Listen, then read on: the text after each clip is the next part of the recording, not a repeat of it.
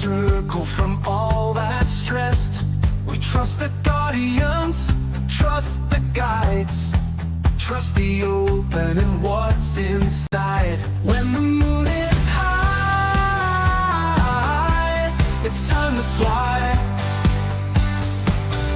Open your mind, let it all unwind.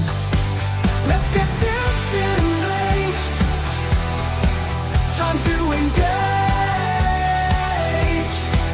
Turn another page, free from your cage. Get disenraged.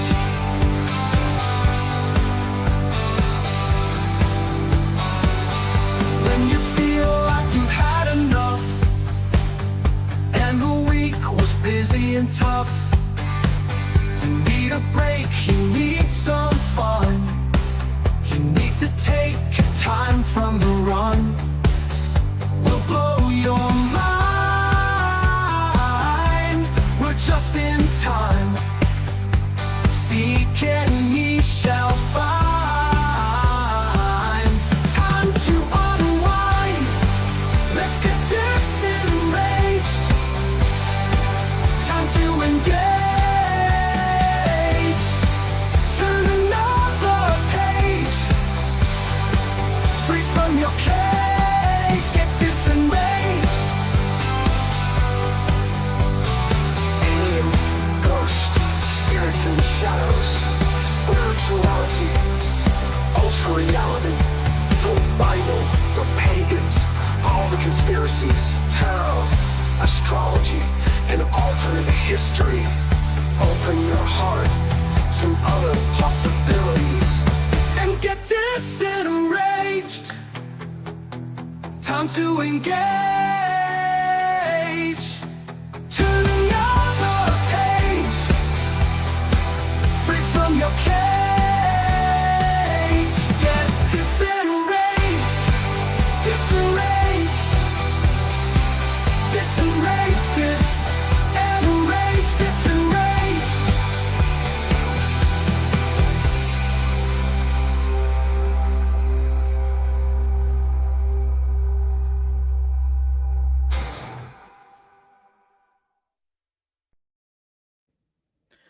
What up, what up, what up, Jennifer? How are you in your witch's hat? Hello, hello. I was just a little bit in the mood. I wasn't gonna do it, but you know, I did this last year. I'm a little limp, though. I think You look very witchy tonight. Thank you. You've got the witch vibe. Can you cast a spell to get rid of my cold? Elderberry and echinacea. Jennifer's like, drink some fucking tea. That's the solution. Drink some fucking tea, Karlyn. Yeah, Oh, well, honestly, man. elderberry cough drops really help. Zinc knocks it out for me often, but sometimes you just gotta let your body fight it and get stronger. You know what I'm doing? I'm just shooting Dayquil right out of the bottle. I don't even need the measuring cup. I'm just like drink. I'm like, ah. That's what's happening tonight. Nice. Love it. We're powering through because I was coming down with this cold last week, and I was like, I remember I was like texting Jennifer. I'm like, I feel sick. I don't want to do this show tonight, and I still had the fucking cold because like that's just how it works when you travel and you're outside running around in the rain until 2 or 3 in the morning, and you know, getting pepper balled and doing all the things that I was doing. It was like a crazy trip. Oh, I love the one reel you said. We're like, I just got pepper balled by ice, and man, that really clears your sinuses. It really does. Like, I mean, if you watch the video of like the fight, and honestly, the fight that I filmed when I got pepper sprayed, it's honestly one of the coolest things I've ever filmed because there was like multiple fights between MAGA and Antifa, and you see the ICE people up on the building, and they're just like firing, and like I was gagging on like that stuff was like no joke. I was gagging. I had to spit multiple times. It was like the struggle was real with the pepper spray, but it was totally, I felt like I was in a war zone. I felt like I was like a wartime photographer. Like I got some great pictures of Cam Higbee. Cam Higbee is one of the live streamers, and I got some great pictures of him like staring down Antifa, and he was like, these are so fucking cool. I'm like, I know, bro. Like it's like a wartime like vibe. I don't know. It was cool.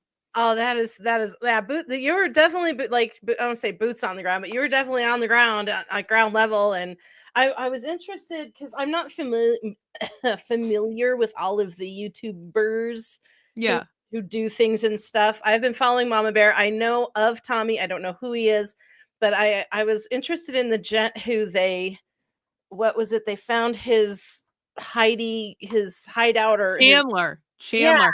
who's I'm that guy? trying to get in touch with Chandler. I actually do have Chandler's email address now. I'm trying to get him to come on the channel for an interview, but like I can also understand why he might be a little skeptical considering a mob of people showed up at his literal I mean it's his apartment. Kinda That is actually rude. like it was, like it was a little much for my like I like the spirit of it. I like that they're actually trying to do something, but showing up at someone's apartment, even if you don't like that person, even that person, it's kind of like a little beyond what I was comfortable with. But I went Yeah. anyway because I was just documenting it. You were very respectful with him. He responded to that. He seemed very mellow. And I kind of actually felt a little sorry for him because you could tell he was just exhausted and he was feeling like this was extra, but he wasn't being belligerent. And this is how you have discourse is calmly and respectfully. And I liked that about him. And he might be a little, maybe we don't agree politically, but at least he was nice about it. And I hope you do get him on your show. I think that would be very, very cool. I completely think that Chandler won the optics war on that one. And I was like, I was sitting there like in the middle of that whole situation going, this is not going to come across well. And do you know what else about that is that I told people this on the stream today. I had a reporter with me when I was with that. There was a producer from This American Life, which is a show on NPR that I'm was like familiar, yeah. following me around. I actually thought like the reason I agreed to talk to this woman is that like I actually do think This American Life could do like an interesting piece on this. I've always actually liked This American Life. And so I agreed to talk to her, but I was like, man, this is going to come across as a complete shit show. And MAGA's going to look like a bunch of retards who just showed up at some guy's house to harass them. And kind of like, honestly, it would be deserved if it looks that way on the, it would be deserved. Because that's what happened. And it kind of sucks. Like, do better, guys, really. I mean, I know what they're trying to act like Antifa and show people in there what it's like to be harassed by them, but honestly, do better. Don't sink to the lowest common denominator.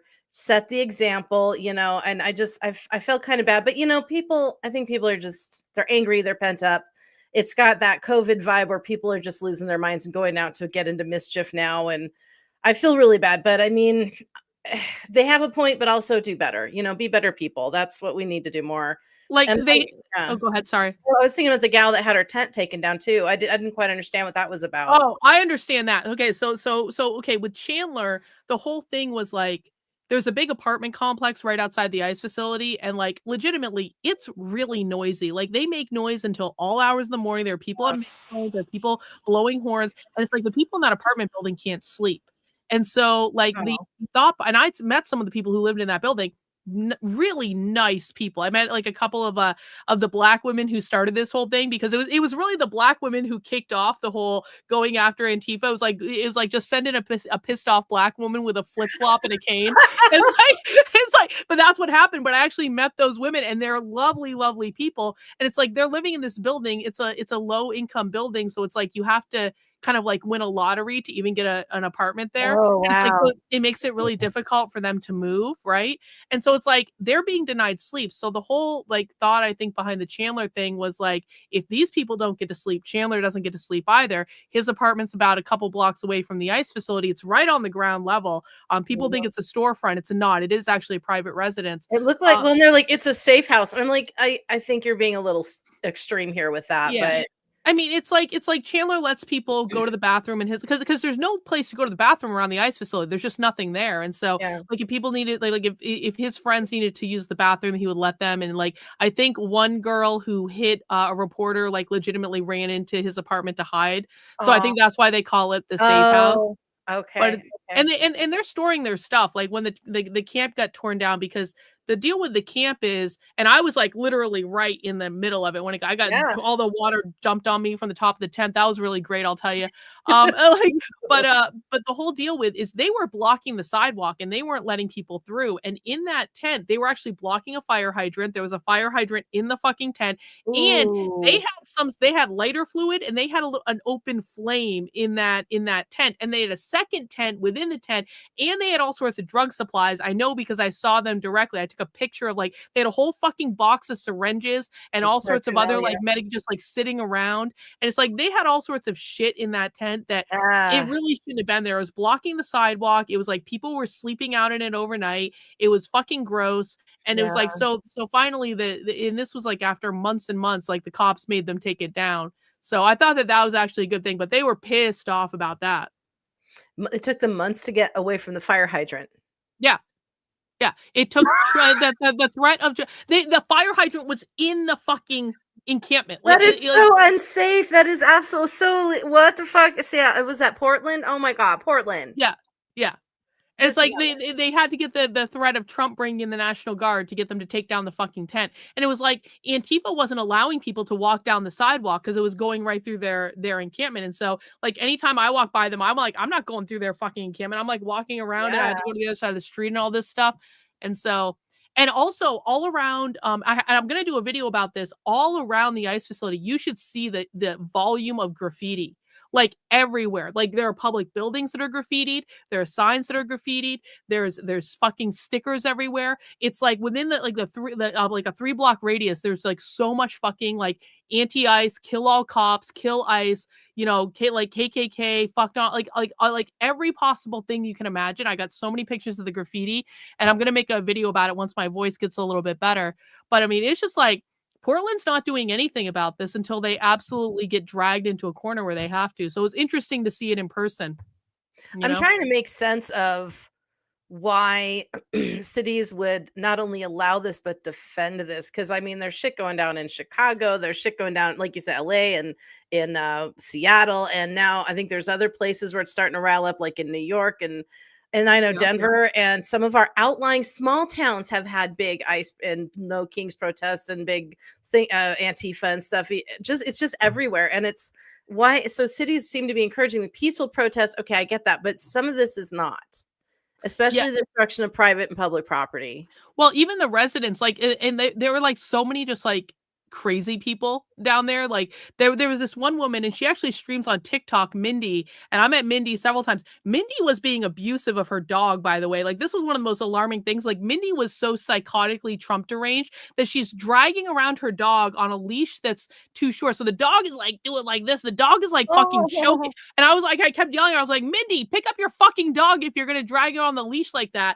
But like she was running around going, I have no problem with the protesters and they're fine, but it's these MAGA people over here who are bringing violence, and like she's just like a psychotic person about it.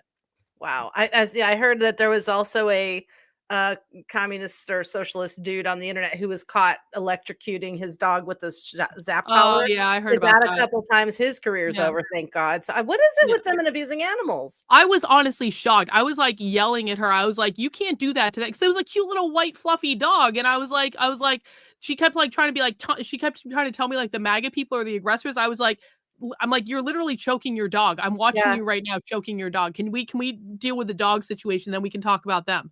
Like, it's not cool, man. Dog has no choice about what's happening to it. You need to quit being such a fucking good, you know. The dog was freaking out too. It's like, and that was another thing, is like people were bringing their dog. Like there were so many dogs running around down there, and then you kind of try to like go up to them, and like I'm pretty fucking good with dogs. I mean, you see me with dogs. Like dogs fucking love me. Animals love me, and it's like lesbians. Lesbians love me, and pets love me, and it's the way it goes. And so I like try to like go up. You give your hand to the dog to sniff. Like they're all afraid.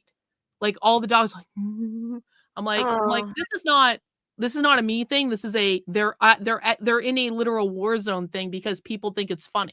Well, they're picking up on the energy of not only their owners but all the people around them. And if the dog is exhibiting an unstable behavior, largely, I would think that's coming from the environment and the people that they're owners of.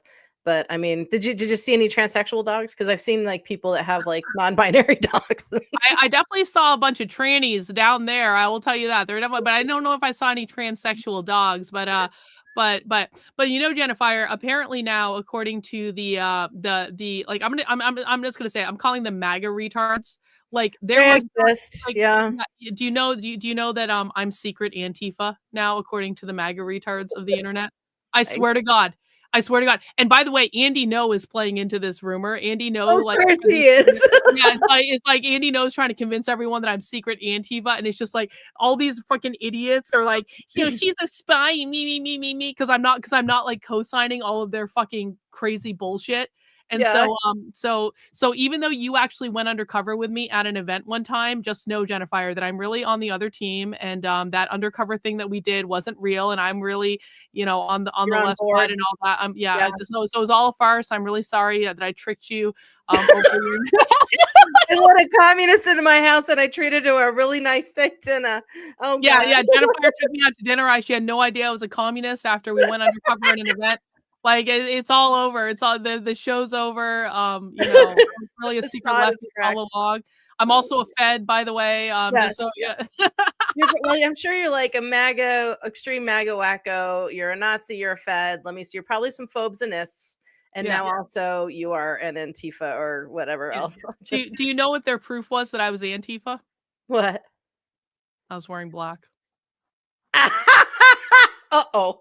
Yeah, you're fucking Antifa. Oh, no. Antifa. It's over. It's over. Everyone's I've been Antifa outed. now. I've Everyone who's seen. ever, yep, it's over. But there was another reaction to I feel like on these trips, Jennifer, like I did so much cool shit on this trip.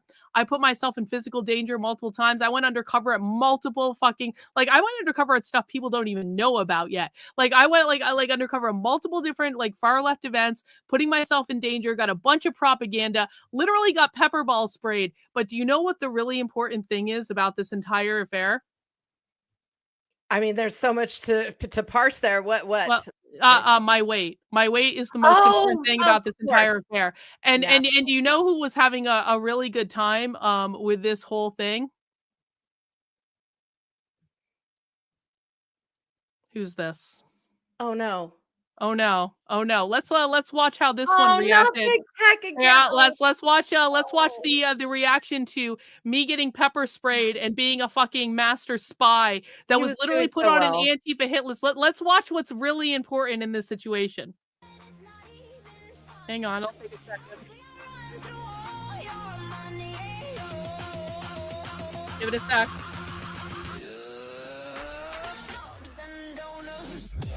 Let's go. There she is. There's our girl. Oh. I mean, that's kind of juicy, right? It's a little bit, yeah, a little bit. My ass is way better than that. You've seen my ass in person. Yeah, I mean, I haven't closely examined it, but would you say my ass is better or worse than this? You are at least half the size of that person. I know that. But you know, but you know what? You know what? My weight is the most important because I was wearing multiple layers of like oversized clothes, so it made me look significantly bigger than I am. I had all this shit in my pockets, and so this is how in my head, or in their head, I actually look. Do you know? I think that he's got a little bit of a crush on you and a fat fetish going on. I think he definitely has a crush on me. I think that's. I mean, like he made a video of me pole dancing, not wearing any pants. Yeah, I mean, and he's obviously focused on one particular asset, which I do have a great fucking ass, so he's not wrong about that particular aspect of it. But he's an ass man. Yeah, apparently so. But so this is this is the response. I get pepper sprayed. I go undercover. I'm a master spy. I get put on an Antifa hit list. I take a selfie with an Antifa hit list. But this is. Do you know they really went out of their way, whoever animated this, to make you look, well, not you, but the character look very sexy, and honestly, it reminds me of, yeah, for sure. And I think it kind of actually reminds me of like if someone, how people did sexualizations of Daphne and Velma. I think this reminds me of like a sexualization of Meg Griffith a little bit. Oh, this is funny. That is a little bit funny. That is. I didn't hit the guy though. The No, guy hit me. I just gave the guy just the blah, blah, blah, and then you walked away. Yeah, I don't know what that's all about. Yeah. Well, he's got to make me seem like a crazy bitch, doesn't he? Because he can't just be a normal person when he has a crush on me. He has got to make me look crazy so that he can deflect the fact that he obviously has a crush on me. So, anyway, you're outing yourself, bro. Yeah. Well, it's We've known for a while that that's the case. And the fact that he made a video of me pole dancing with no pants, I mean. Yeah, well, remember when I said you guys are going to kind of like, it was going to be low key and then somebody was going to go too far? Yeah. We might be hitting that. Well, I mean, I don't know. There's certainly people being. I will give him this. There are certainly people being much more evil than he is on the internet. Yeah. So at least he's being somewhat playful. I mean, it's like, you know, he wants to like he wanted to write a song about fucking me, and so I can't like actually be upset. Like there are many worse things that he could be doing right now. Yeah, that's true. I think, well, and he panders to his audience. His audience wants that, so that's what he does. It's what makes him money. You know, it's a living. Yeah.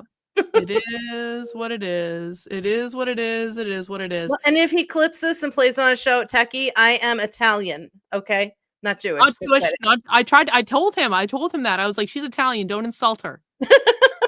I wouldn't consider it an insult. I just want correctness. I'm very into correct.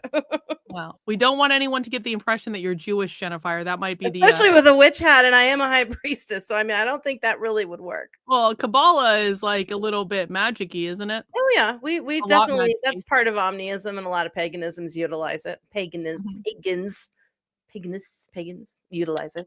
All right. Speaking of magic, this is our continuation of our history of Halloween marathon that we started a couple weeks ago. We missed it last week because I was getting sick, but now we are finishing up. And actually, this kind of turned out to great timing because Halloween is in a couple days. I don't even know I'm going to be there. I don't even have a costume. I haven't even gone to Halloween Town yet. I haven't done candy. I haven't done. Normally, by this time of year, I have all my inflatable jack-o'-lanterns and my jack-o'-lantern lights everywhere, and my ghosts hanging from my trees. But all my Halloween stuff is packed in a bin with about a dozen boxes of books on top of it. So, and I don't know. I mean, last year we had 0 trick-or-treaters.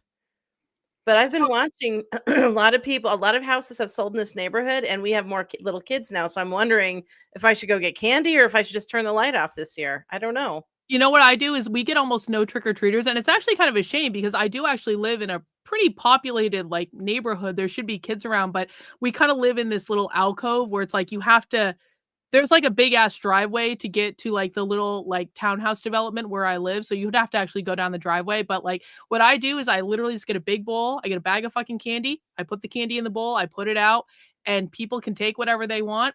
And if someone wants to be a dick and take all the candy, I guess they can. But that's never actually happened. Like I've been doing this for years where I just put the bowl of candy out. Yeah, a lot of people do that because they'll take their kids out and they'll leave the bowl behind. Yeah, and then people pick and choose and they take all the best ones and then we have leftover candy that lasts however long it lasts in the house, I guess. Well, you know, I usually do Jell-O shots for the parents. What's that? Sorry, say that again. I said, you know, I usually do Jell-O shots for the parents. So I always have like apple cinnamon Jell-O shots or spicy something, spicy strawberry. I think I've done a bunch of different kinds. And I do little shooters with little tiny popsicle sticks and I hand out Jell-O shots with some kind of hard liquor in them, and the parents get to trick or treat too. And they know me as the Jell-O shot house because they love the Jell-O. We have people who come back 2 and 3 times. I'm like, I'm back. I have plenty of Jell-O shots, but I don't know if I'm feeling the energy of it, but I don't know if I'm feeling like celebrative because we are in transition. The veil is thin, and I kind of want to lay low. I think. I'm not feeling Halloween this year. First of all, it just doesn't feel like Halloween to me this year. And usually I love horror movies. Everyone knows that is like my number one jam. But like, I just don't feel very Halloween. And maybe it's because I'm sick. Maybe it's because I'm traveling and like time has all melded together to me to a certain extent. But well, you've been traveling and that really will warp you a little bit with what day is it now?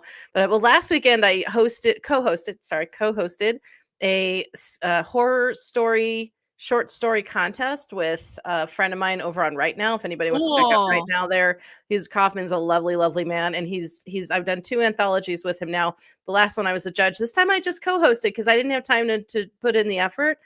And I got to listen to some amazing writing and some beautiful to me horror stories. Some of them are pretty damn gruesome. And it was a really, really incredible experience. I dressed up like a gypsy. I had a blast. We had some fabulous guest readers, and I guest read a story of a gent who I've been coaching and writing and coaching with some of his own work, his work in progress. And he was one of the ones who won first prize. They had a shared first prize spot, and he was one of the ones who placed. And I was so proud of him. So and I got to read his story, and he worked so hard on that story, and I helped him edit, and which is something that Kaufman allows the contestants to get editors and people to help them. And I was like a proud mama. So she's like, whoop, whoop. So to my buddy, he knows who he is. Oh, and he posted me reading it on his channel. I think he's on, I don't know, Stitch or Kicks, or I don't know what the kids call it these days. What the kids do online. Derps on Booper. Like, I don't know what it is. He's gonna laugh at me. But yeah, it was really cool. So that kind of got me into the Halloween spirit. And now I'm, I've got the witch hat on that always gets me in the mood. I think I might take this off though, because my hair's still a little bit wet from my shower and I don't want to look like a dome head, so I might take it off. It's okay. You humored us with the witch hat as the introduction, so I think that's okay. Hey, do you remember when Bot made this mug? Look at this mug. I just felt like this is the original Bot merchandise mug. I don't think I have ever seen that. Yep, this is the original. But Bot used to have an amazing merch store, and then she took it down, and it was awesome. And I don't know why she took it down, but like it's like this is the original Bot mug. Is that where you're keeping your secret wine? I should be keeping my secret wine and yet the Bot mug. Trendlin also bought a t-shirt in Berkeley, California. Fucking Trendlin. Let me tell you what. Trendlin is an insane person. I stayed with Trendlin for like 3 days. I like slept on Trendlin's couch outside of her, like in San Francisco. So I wake up, I fly all day to get over to San Francisco, right? I wake up on the first morning I'm there. I'm in Trendlin's living room on her couch. Trendlin's desk is in the next room. I look over. Trendlin is wearing a full-on fucking bear costume, like a onesie, with the hood pulled up and these fucking ears. And I'm like, what the fuck is going on? I'm like, am I in The Shining right now with that scene where like the bear is giving the guy a blowjob just out of nowhere? I was like, Trendlin. Oh my god, that just sounds like her. She's excuse me, she came into a movie night once for her birthday movie. And interacting with her through that night was such a trip. I had so much fun with her. She's a trip. She's got so much cool stuff around her house. She's got like, because her parents were artists, right? Ooh. She's got like, you walk in and she's got this like thing in her kitchen, and on the thing is a jar full of little babies. Yeah. It's weird. It's weird. On her coffee table, she's got a display with like eyeballs and like. Oh yeah, that sounds crazy. I don't know about that. Like, man. And then, so Trendle and I are like trolling around Berkeley, California, because we decided to go to the University of California, Berkeley, for a day and like just see what was around there. And so we're like literally across the street from UC Berkeley, and we're like, you know how like they're like around colleges, there are these like knockoff merchandise stores where like you get college merchandise, but you can also get other stuff too. There's one of those stores, and Trendlin in the window sees this tie-dye shirt of a cat as a wizard. And she's like, oh my God, I need that shirt. And then we ran into the store, and Trendlin spends $300 on tie-dye shirts with different animals and different things on them to give to her son. And she actually bought a shirt because she found a shirt that had the Bot robot on it, and it was fighting a cat. So it was like, and so I actually had to send that to Bot, and she has it now. Oh my God, where's my merch? You still owe me merch from like 8 months I do owe you merch. I owe you and Reagan fucking merch from like 11 years ago. I know. It's like perpetually on my to-do list. I'm like, I gotta fucking send them the fucking merch. Yes, I need to do the fucking merch. I know. I'm a horrible person, and I'm gonna send you guys, like 8 months to get yours out. I'm gonna send you guys extra merch as an apology for how much I suck at actually doing things I say I'm gonna do. But you guys know I'll do it eventually. Reagan, it was Zardoz. That is the movie that Trendlin picked, and it just makes sense. If you know Trendlin, it just makes sense. Yeah, Trendlin was so pissed. Trendlin even gave me shit. She's like, I can't believe you missed my movie night with Zardoz. She's like, I spent a year and a half, Trendlin. Yeah, like not letting you go. Like, Trendlin, I had a concert that night. All right, I only go to a concert like twice a fucking year. Leave me alone. Leave me alone. Oh my God. Anyway. Anywho. Okay. So do you want to watch this the rest of this Halloween movie here? Yeah, I think that would be best. Yeah. I think we've done enough. Now we've done enough damage. Okay. We are watching, this is part 2. We are watching a movie about the entire history of Halloween. And if you missed the first part, you can still join in. That's totally cool. You'll probably be able to catch up. But we're just chilling out. We're watching a movie. As a reminder, guys, DISENRAGE is a relax stream. We are not arguing. We are not fighting. If you're a Christian, you're allowed to be a Christian, but you're not allowed to proselytize and you're not allowed to damn us to hell. Jennifer is a real live witch. I am a generalized spiritualist. We have our own political beliefs, our own spiritual beliefs as well, and we're allowed to have those. And we don't want to hear from any Christians tonight who want us to change our minds about things. You're allowed to be here, but just sit back and enjoy the ride, okay?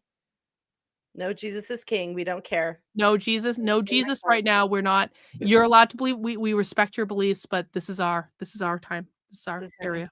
Okay. No Spiritual. proselytizing. Everybody take deep breaths and center. Mhm. Here we go. Halloween. Yeah. And the human response became piety and intercession, using prayers, soul cakes, Prayers. and protective Christian folklore, like the tale of Stingy Jack, to navigate a You gotta grab world something, I'll be right back. defined by the new spiritual stakes of sin and salvation. This world, defined by its unique blend of Christian theology and resilient folk tradition, was about to be shattered by a cataclysm of the purely physical world. A cataclysm. The intricate tapestry of customs that had evolved in Ireland over 1,000 years was violently uprooted, not by a crisis of faith, but by a crisis of the earth itself. The failure of the potato, the single crop upon which the entire nation depended for its survival.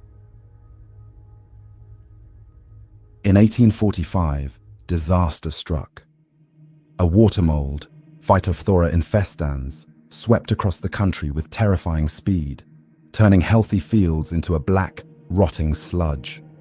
A crop that the people relied on for up to 80% of their daily calories had simply vanished. This natural blight was magnified into a humanitarian crisis by the mechanics of British colonial rule. While the potato crop failed, Ireland continued to produce enormous quantities of other food, from wheat and oats to livestock. Yet this food was a cash crop, owned by absentee landlords and exported under armed guard to the markets of the British Empire. As their own people began to starve, the Irish watched wagons laden with food roll past them towards the ports. The result was Angkor Tamor, the Great Hunger. It was a period of apocalyptic suffering that lasted for nearly 7 years. Over 1 million people died from starvation and disease. Another million were forced to flee, a desperate exodus from a land of plenty. This monumental migration would scatter the Irish people across the globe, and in doing so, would transform a minor folk custom into a major American holiday.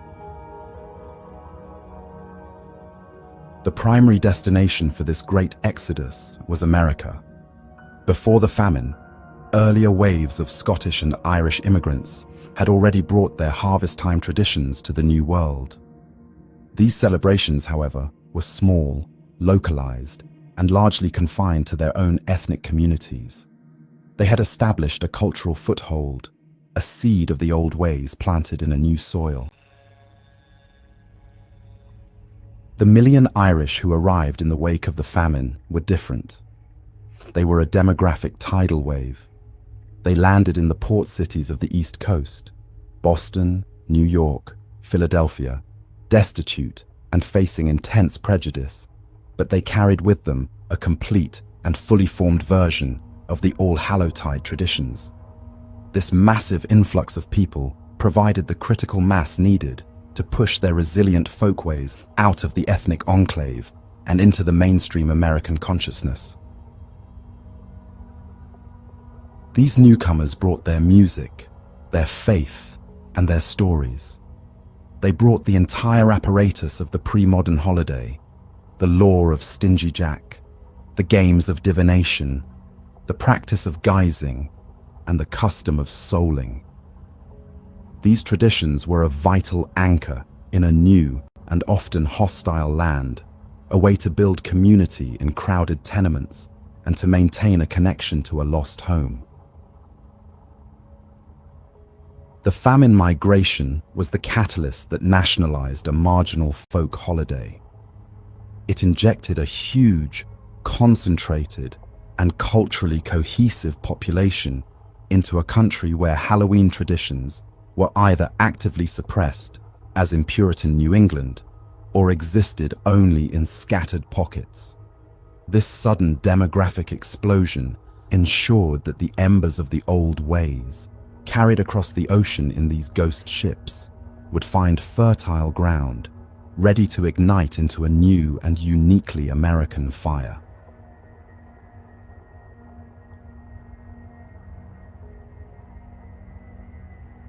As the Irish immigrants carried on the tradition of carving protective lanterns, they faced an immediate practical challenge. The turnips and rutabagas of the Old World were small, dense, and difficult to carve. The custom was laborious, and the resulting lanterns were modest. In America, however, they encountered a native fruit that seemed perfectly designed for the task. The pumpkin, a squash native to North America, was abundant, readily available, and a staple of the autumn harvest. It offered two immense advantages. First, its size allowed for larger, more impressive, and more visually striking lanterns. Second, its flesh was soft and simple to hollow out, making the entire process faster and more accessible for families and children. I have to talk about pumpkin carving a minute. Okay, talk about pumpkin carving. So, there was this. It was like one of the reels on YouTube, and there was a grandpa from the old country. I think he sounded Italian to me, and he took the pumpkin, and instead of you got to, usually we cut the top off and then we scoop the seeds out. He was like, no, it's a better way, and he turns it upside down. He cuts the bottom off because it's a little bit thinner around that area, I guess. I don't know, but he cut the bottom at a bit of an angle, took the bottom out. Then he took an egg beater, put it in there, and got all the crap out of the seeds and all that. Yo, hairy little slimy bits. And I'm like, that's, and of course his wife comes over. She goes, "Oh, what a mess." I was like, yeah, that's mama. Everyone has their own pumpkin carving technique. Yeah, so he pulled the seeds and everything out, and then he put the candle on the table. He goes, "See, you just put it like this." He just covered it with the pumpkin, and he's like, "You carve it," and he goes, "And if it rained, there's no split on the top. It just water just to wash off." And I'm like, I mean, that's not bad, right? Although I do love putting a candle inside the pumpkin with the base intact, because you have that wonderful smell of the pumpkin kind of cooking from the inside. I do love that. And also it's probably safer to have the candle on the bottom of your pumpkin. But I mean, if you want to cut the bottom off, you can still put it on the bottom and then put the pumpkin back on top of the bottom. But I thought that was really interesting. Pro tip. I've only carved one or two pumpkins in my life, and one of the times I got one of those fancy pumpkin carving kits that were really popular for a couple of years. I did this whole intricate fucking pumpkin. I only did that one time. That was the one I lost interest after that. I was like, this is way too much work. It is hard, dude. It's really hard. I've done I did a sun face, I did a spooky kitty, and I've done traditional pumpkins too, but I don't do them every year. Every year I want to, and then I just don't. And I don't know. I don't know.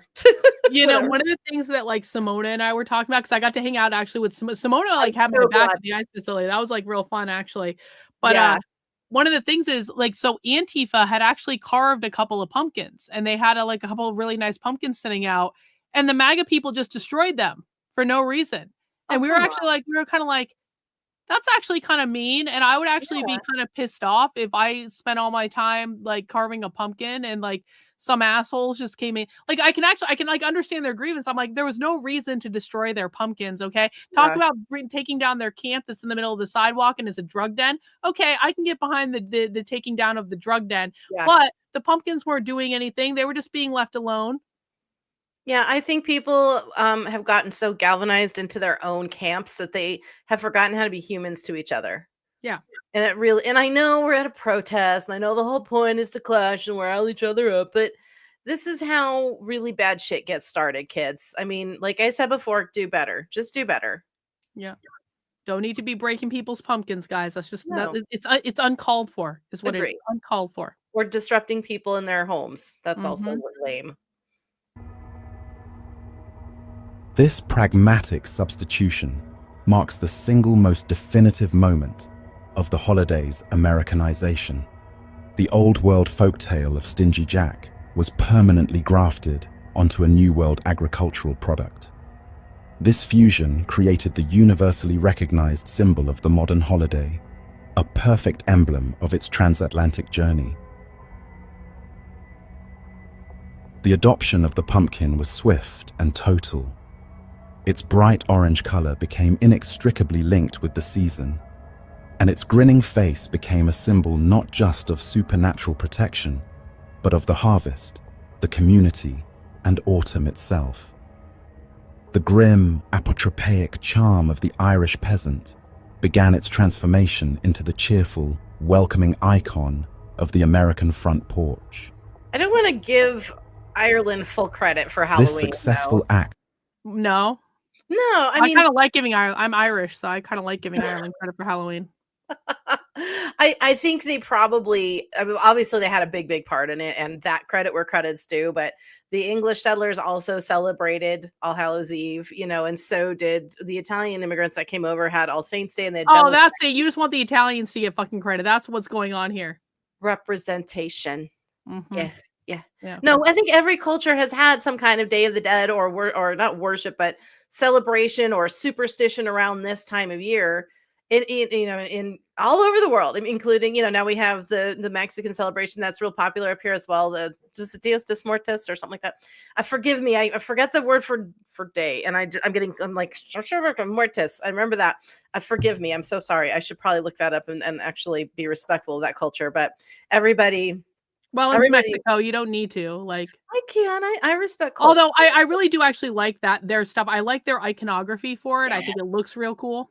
Yeah, I love candy skulls and that kind of thing. It's real. I was a candy skull bride one year for Halloween, and actually wore my actual wedding dress. It was really cool, my veil and everything. I was all dead and makeup. It That's was actually cool. It was really fun.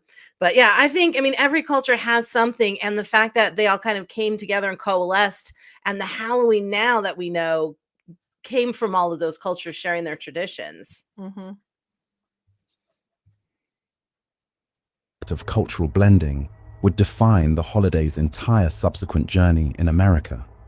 Halloween had survived its ocean crossing and successfully put down new, vibrant roots.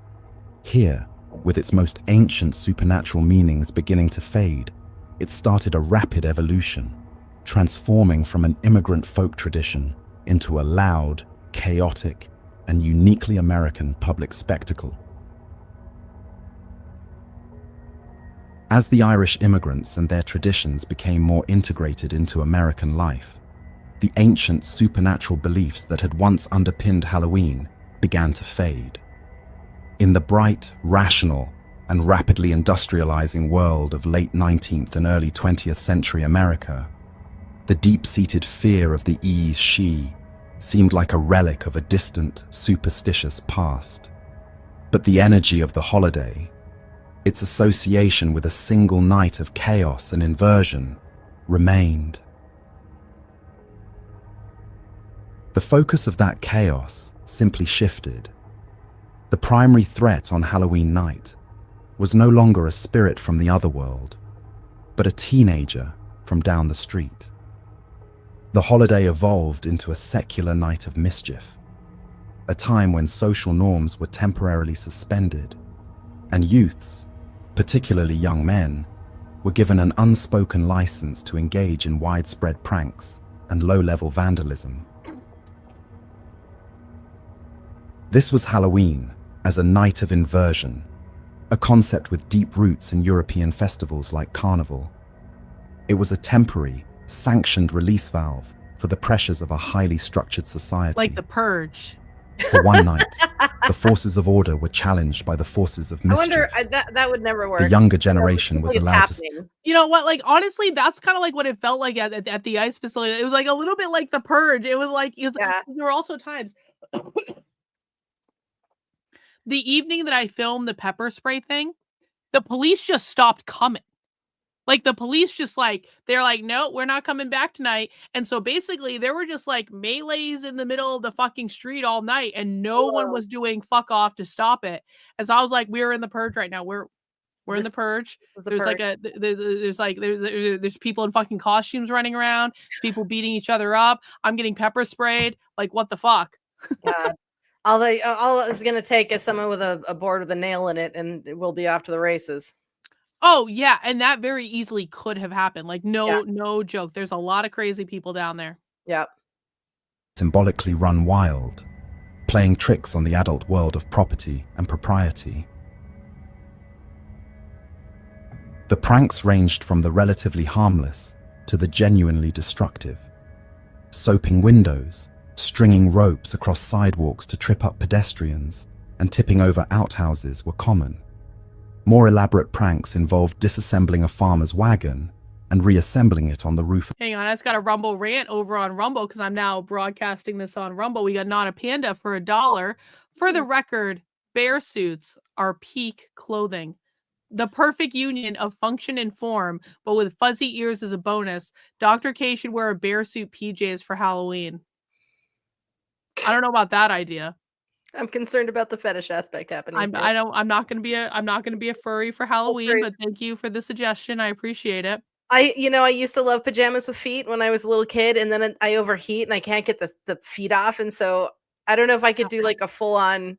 I can't do things with feet. Like I like being barefoot. Like I don't even wear fucking socks. I run around barefoot like all the time. If it wasn't fucking cold outside, I would run around barefoot outside. I'm not wearing anything with socks. Yeah, it's like for me, it's either barefoot weather or sock weather. And yeah. Well, you know who our resident furry is, and he's gonna be so mad at me, but I'm gonna do it anyway. I just got the cutest picture, from John Morgan as Scooby-Doo, and it a full Scooby-Doo cousin. John Morgan is Scooby-Doo. Fucking cutest thing I've ever seen. John Morgan, secret furry reveal. Oh no! It's for a Halloween party. I think he's going to. But he's just adorable. He's got like some friends are going. Like it's the whole gang, and so he's Scooby. All right, precious. Of his barn, or swapping the shop signs of the town baker and blacksmith. It was a night when the world was deliberately turned upside down. John Morgan wants you to show this tradition of pre-Halloween pranking became so widespread. Okay, I'm behind in the chat. Do you want us to get do you want to get the picture? I have to. Yeah, let me just pull. It's in my Okay. It's in my Discord. I have to. Don't show us your secret Discord chats or anything. I will not. God, especially nothing involving me. Oh, there is nothing secret. Okay. See John Morgan as a furry. What I'll just do is probably I wonder if I can save the image and I'll send it to you and you can share it since you've got your screen share going. You can just pull it up in another tab. We'll share. Okay, I've got it pulled up. Let me do the share screen thing. I know how to do this. I swear to God. Yeah, I'm gonna make sure you're not sharing your porn before we display it on the screen. I'll be able to see what you're doing. I don't keep my porn on this computer. That's what laptops are for. Yeah, real. Laptops that are never connected to the internet except when they are. Okay, here it is. Let's see. I gotta remove this from stage. Add. Wow, this is like a legit Scooby-Doo costume. This is not. I thought it was going to be much less high tech than this. Yeah, this is like a dog costume.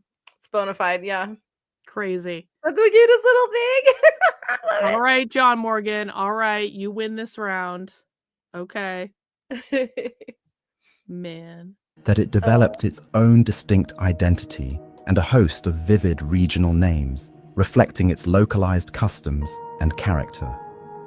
The night before Halloween came to be known by many different titles, Mischief Night, each a piece of Devil's unique Night. American folklore. In many rural communities, it was called Gate Night. Gate Night. This name came from what was perhaps the most common country prank of all. Youths would lift a farmer's gate off its hinges and either hide it or move it to a different field, often letting the livestock roam free. In other areas, particularly in New England, it was known as Cabbage Night, a name derived from the popular practice of uprooting cabbages from kitchen gardens and throwing them at neighbors' houses. In some urban areas, the pranks took on a harder and more destructive edge. In Detroit and the Great Lakes region, the tradition became known as Devil's Night, and the pranks escalated over time from simple mischief to serious vandalism and arson, reaching a destructive peak in the later 20th century. The most common name, however, particularly in areas like New Jersey and Philadelphia, was the one that would become most widely known: Mischief Night. This period cemented a new identity for Halloween in the American public consciousness. It was no longer a quaint ethnic folk celebration. It had become a national phenomenon, a civic nuisance, and a genuine threat to property and public order.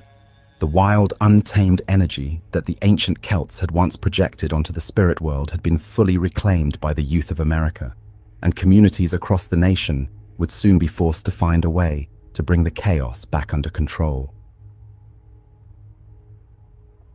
The chaos of Mischief Night reached a breaking point in the 1920s and 1930s.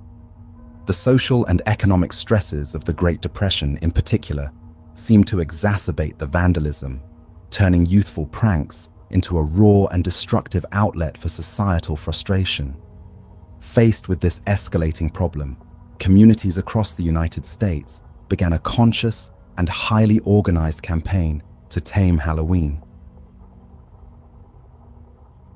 The movement was led by a coalition of civic groups, town councils, local businesses, and parent-teacher associations. Their strategy was one of substitution. They understood that simply forbidding the pranks would be ineffective.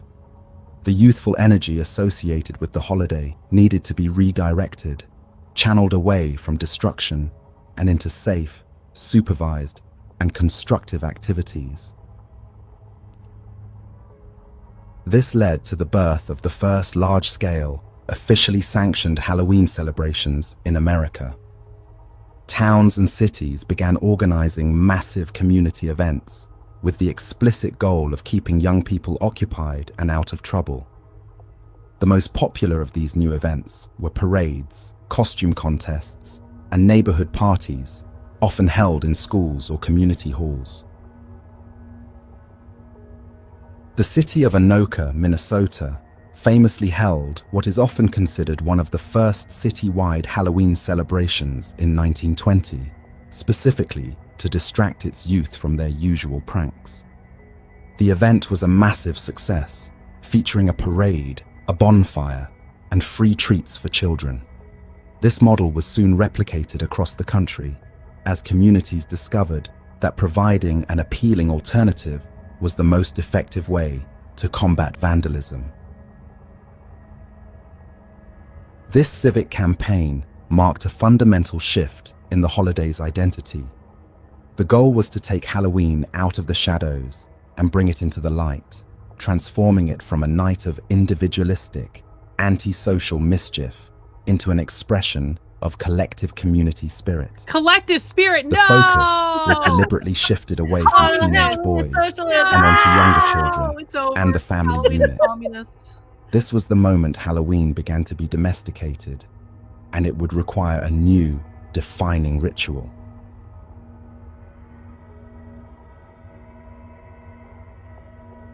The most successful and enduring of all these new activities was the one that brilliantly solved the problem of mischief by repurposing the very traditions the immigrants had brought with them. The modern American ritual of trick-or-treating was not an ancient, unbroken tradition, nor was it an entirely new invention. It was a moment of inspired social engineering, a uniquely American synthesis. Civic leaders and parents, searching for a way to manage the holiday, looked to the toolkit of folk practices that already existed in ethnic communities. They saw the guising and souling traditions of the Irish and Scottish, the act of going door to door in costume and performing for a treat, and recognized the potential. They took these old, scattered folkways and deliberately reassembled them to solve a new American problem. The first printed uses of the phrase trick or treat began to appear in North American newspapers in the late 1920s and 1930s. The phrase itself was a stroke of genius. It took the core structure of guising and gave it a new, explicit purpose. It was a ritualized threat, a way for children to participate in the holiday's legacy of mischief, but within a safe and supervised framework. The trick was the now contained threat of a minor act of vandalism, a playful echo of the real chaos of Mischief Night. The treat, originally apples, nuts, or homemade cookies, was the bribe paid by the homeowner to avoid being targeted. The ancient transactional DNA of the offering ritual was now being used not to placate a supernatural spirit, but to buy protection from a human prankster. This new, synthesized ritual was a perfect solution. It gave homeowners a clear way to opt out of the vandalism. It gave children a thrilling and supervised activity that felt transgressive and fun. And it gave communities an effective tool to redirect the holiday's chaotic energy.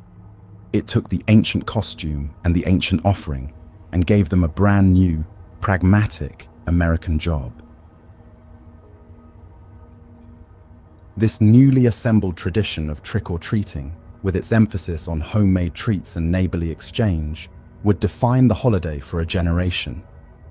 But the focus of American fear was about to shift again, away from the teenage vandal and towards a new, far more insidious threat: the anonymous poisoner in the neighborhood. Oh, myth.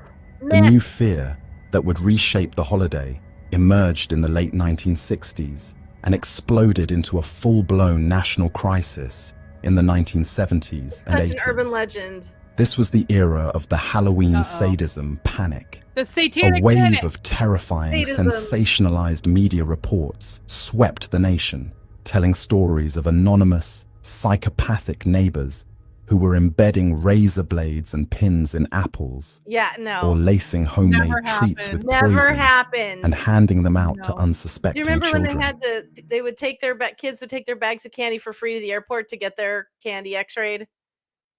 I mean, I Our- think I vaguely remember something like that happening. Yeah. Yeah, DIA offered that here where actually it wasn't, it was Stapleton Airport at the time, and then but they would like come get a free x-ray of your kid. It was such an urban legend. There has never to this day ever been one reported case of a pin or a razor blade or anything in any candy or fruit or food or anything during Halloween, as You know far what- as I know. You know what the lesson is? It's like people have always been psychotic and have always like psychotically made up shit that never happened. Yeah. And it's like this is true before social media. It's just Oh, yeah. amplified via social media. And there's something comforting in that. It's like people have literally always just made shit up to cause problems and drama where there's no problem or drama that needs to be had. Yeah. It's just human nature, and we love fantastic things. And of course, Halloween's a time for scary stories, but I feel like there was something else about that's going to make me insane. Oh, and some of that though, I think came out of the Tylenol scare. Oh yeah, I'm sure. Yeah. Like And with now we know that Tylenol causes autism, apparently. if pregnant ladies take too much of it, yeah, it's been linked to that for sure. And that makes a whole lot of sense to me. That's crazy. I never That's take, fucking crazy. That's the answer to autism is Tylenol during pregnancy. I'm sure that's part of it. Yeah. I never take Tylenol because I drink too much. So like it's bad for you liver. Like people get heart attacks from that kind of shit. So Man. The stories spread like wildfire, amplified by local television news and national magazines. They tapped into a growing sense of societal anxiety during a period of rising crime rates, social upheaval, and a pervasive feeling that the world was becoming a more dangerous place. The old fear of supernatural spirits had been replaced by the fear of teenage vandals. Now, that fear was being replaced by something far more terrifying: the fear of the anonymous predatory monster living next door. The threat was no longer outside the community, it was inside. stranger danger. Don't get into the This white phenomenon man. was the subject of a definitive academic study by the sociologist Joel Best. In his work, Best conducted an exhaustive search of national and local news reports going back decades, looking for a single, verified case of a child being killed or seriously injured by a contaminated treat received from a stranger during trick-or-treating. His conclusion: was stunning. He found none. Yeah, there The were threat parents. was almost entirely a myth, a potent. There you go. Because, you know, I didn't celebrate Halloween when I was a wee one because I was part of a Christian cult. So, but I did have friends and there were news reports and people told me like later on in life, their parents would open their candy, all of it when they got home and smash it with a hammer to make sure there was nothing inside. Really? Mm-hmm. Yeah. And then I think there was something that you could do. There was like some kind of test you could do to find out if there was arsenic in anything. Like you could buy these test strips or something. I don't know. It got so out of hand when people's parents, and I understand you want to protect your kids. I get it. But even like people would just take little tiny bites because they were scared they come across. I mean, it affected this whole nation. I don't know who started that story or if it escalated or if it's the same as it is now as it was then. And whoever invented it invented the perfect thing, but it got everybody on edge. Damn. And self-perpetuating urban legend. The few widely reported deaths that had been initially attributed to Halloween sadism were, upon investigation, found to be tragic domestic issues. In one infamous case from 1974, a man had poisoned his own son's candy to collect on a life insurance policy, a crime he attempted to cover up by blaming an anonymous Halloween poisoner. That's fucking crazy. Goddamn. The myth, however, was far more persuasive than the reality. The fear of contaminated treats became so deeply embedded in the American psyche that it had lasting, real-world consequences. Hospitals across the country began offering free X-rays of candy bags. Yeah. Schools issued dire warnings to parents, and a generation of children was taught to view their neighbors with suspicion. The panic effectively destroyed beloved, long-standing Halloween traditions. The practice of giving out fresh apples, nuts, or homemade popcorn balls and cookies vanished almost overnight. These items were now seen as vectors. That is actually really fucking sad. Like how much this fucked up just like social relations. Like, you know, people can't make stuff for their neighbors. It's like, because you're afraid there's going to be a fucking pin in it or something. I mean, I understand, but or poison. I think Chris mentioned like now there's fentanyl and like now parents be worried about fentanyl in their kids' candy. Like, no joke, dude. But I mean, nobody does candy apples anymore, or like he said, popcorn balls or homemade treats or anything like that. And that was kind of a way to really personally give. And so now people are like, well, maybe their kitchen's dirty. It's like, oh, for the love. Yeah, seriously. Of potential danger, impossible to visually inspect for tampering. This created a massive cultural and economic shift. Parents, desperate for a way to keep their children safe, began to demand treats that were sealed, individually wrapped, and produced by a trusted national brand. The perception of safety became paramount. A homemade cookie from a kindly neighbor was now seen as a terrifying risk, while a mass-produced chocolate bar from a faceless corporation became a symbol of security. See how they separated this fear-driven shift was about to create a commercial opportunity of unprecedented scale, paving the way for the complete industrialization of Halloween. Capitalism ruined everything again. The major American candy corporations were the direct and primary beneficiaries of this nationwide look at this panic. AI candy. The fear of the anonymous poisoner created a new, ironclad requirement for Halloween treats. They had to be factory sealed. This single, fear-driven demand was a marketing opportunity of historic proportions.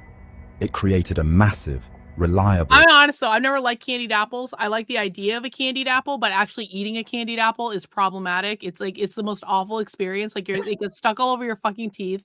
You can't even see, like you can't carry it. There's not a single person that can eat an entire fucking candied apple in one sitting.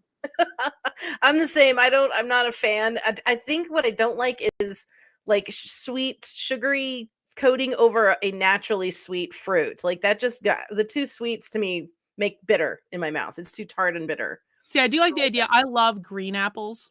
Green apples are my favorite. And so I like the idea of like something sweet with like a green apple, but like I don't want to eat caramel. It's sticky. It's not pleasant to eat. It gets all over everything. Like there's no good way to start eating a candied apple. No, Like, and especially if you get the ones that have like if you get the ones that have like that red coating on the outside and it just Yeah. cracks. And Yeah. it's like, okay, now I just And got it, an and it apple. goes everywhere. And then some people put nuts on the outside. I'm like, okay, that looks real nice, but have you thought about how you're actually going to eat this? Yeah. What about slices? Why couldn't we do like candied apple slices? I think it's much better. Like On a you make a stick. little bag of like candy apple or something like that. I Yeah. would do that. I would totally do that. That'd be good. That'd be a good hors d'oeuvre, like for a party or Mhm. something. An entirely new annual market for their products. Companies like Hershey's, Mars, and Brach's began to market their products aggressively for the Halloween season. They pioneered the concept of the fun-size candy bar, a smaller, individually wrapped portion Fun-size that was candy perfect bar. for handing out to dozens of Those were the days. Now trick-or-treaters. they're more like They began thumbnail selling size. massive Fun assortment size. bags, explicitly marketing the convenience and, above all, the safety of their factory-sealed offerings. Mm. This was a transformative shift in the economics of the holiday. For generations, the treat had been a marginal cost for a household, something that was either grown in the garden or baked in the oven. The moral panic transformed it into a mandatory annual purchase. The expectation was no longer a simple, homespun offering, but a generous handful of brand-name, commercially produced candy. Yup. Capitalism. The legacy of this myth is the modern Halloween candy industry, a multi-billion-dollar enterprise. It is an industry built not on a foundation of ancient tradition, but on a resonant urban legend. The fear of the razor in the apple, while factually baseless, was the single most important catalyst in the holiday's final stage of domestication. This completed a momentous shift in the very nature of American terror. The first stage of the holiday's life in the New World was defined by the early American fear, a fear of social chaos.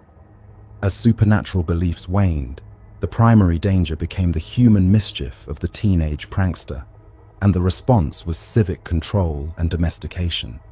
This was then superseded by the modern fear, a fear of the anonymous human monster. Anxieties about social decay manifested as the Halloween sadism panic, and the response was suspicion, inspection, and a demand for commercially sealed products. This very evolution of fear, from the vandal to the poisoner, was the final, decisive step in the holiday's commercial transformation. It created a new, non-negotiable consumer demand for safety, a demand that corporate candy manufacturers were perfectly positioned to supply.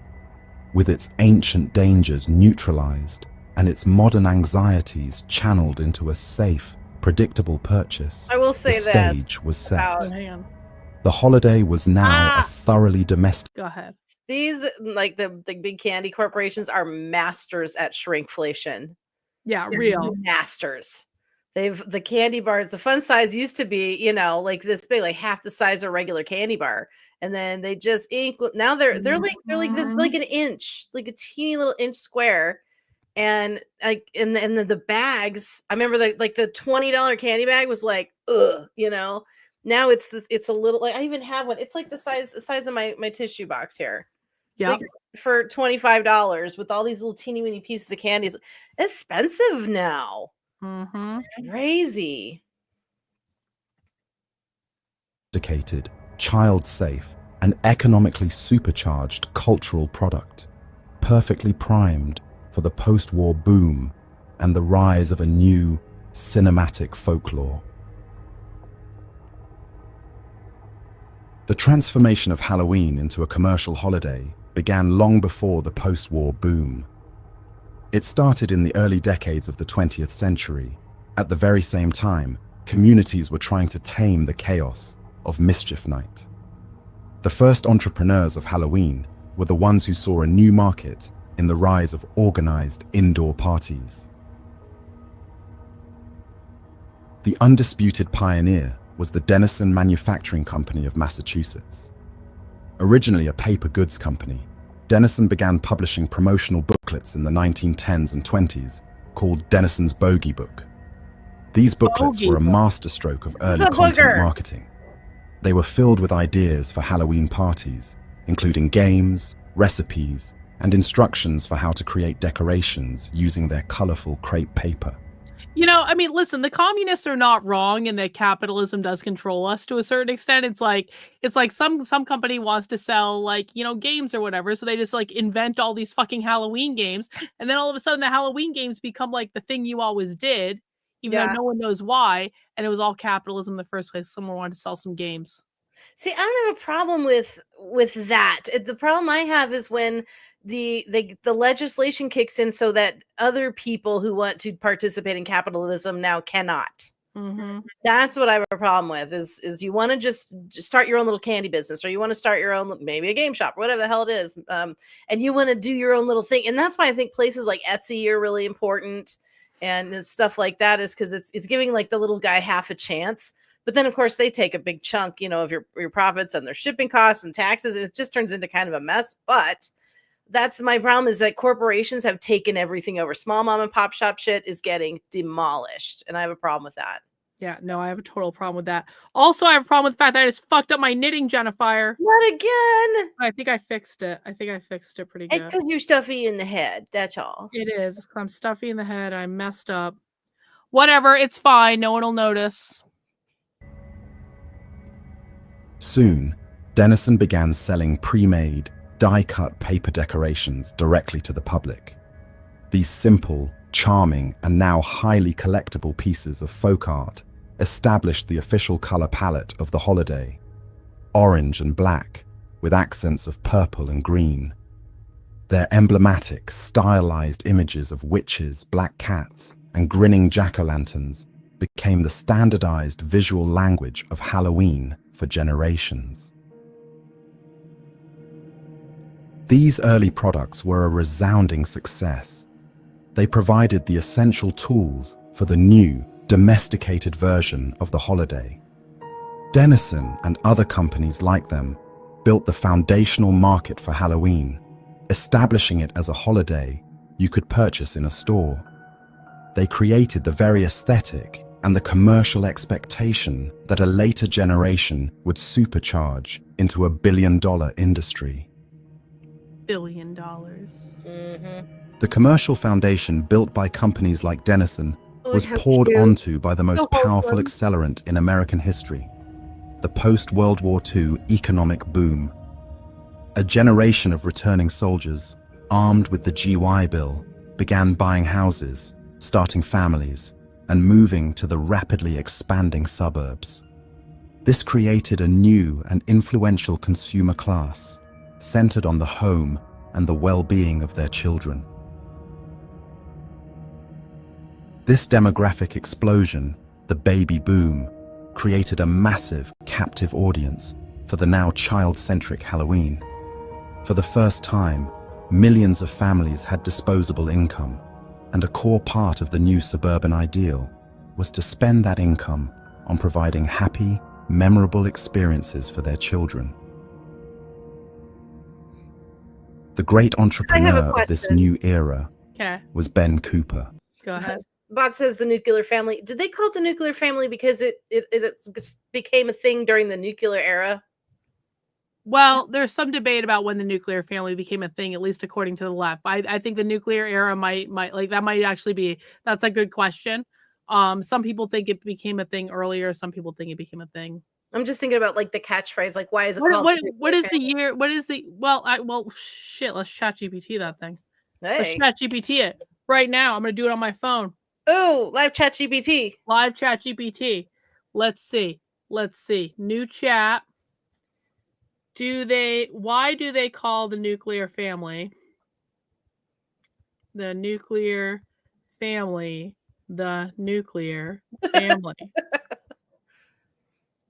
Let's see. The nuclear family comes from the word nucleus, which means the central or core part of something. In this sense, the nuclear family, a household consisting of two parents and their children, is seen as the core unit of social organization. That actually makes a lot of sense, around which the larger family and community structures might form.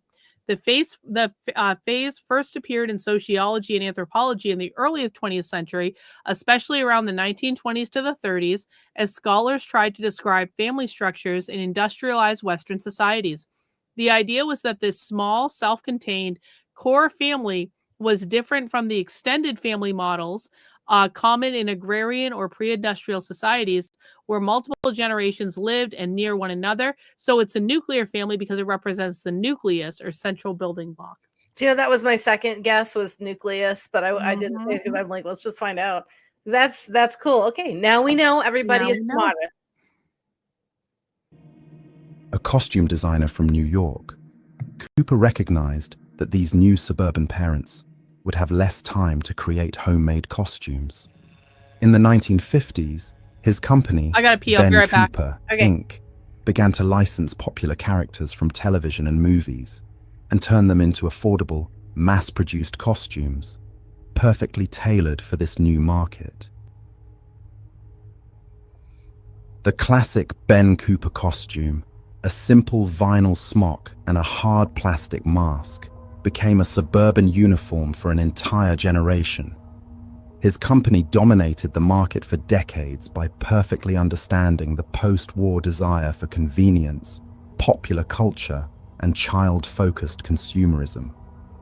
Ben Cooper's empire was built by capitalizing on the fertile economic and cultural soil of the baby boom.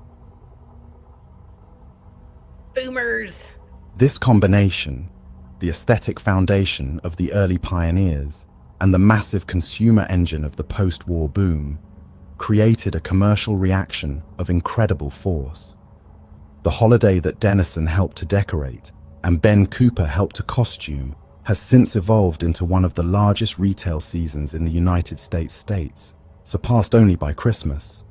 The modern scale of the Halloween industry is staggering, a multi-billion-dollar enterprise that has completely transformed the small folk festival of the past. Now we have year-round costume stores like Spirit Ways. The data illustrates we a should all holiday have at the peak of its... I actually went into some cool costume stores in San Francisco because I went to one of my first stops was Haight-Ashbury.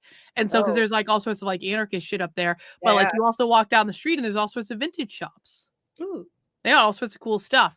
Hang on. What the fuck are you talking? Tell her the truth about her knitting. What truth? What is your truth about my knitting?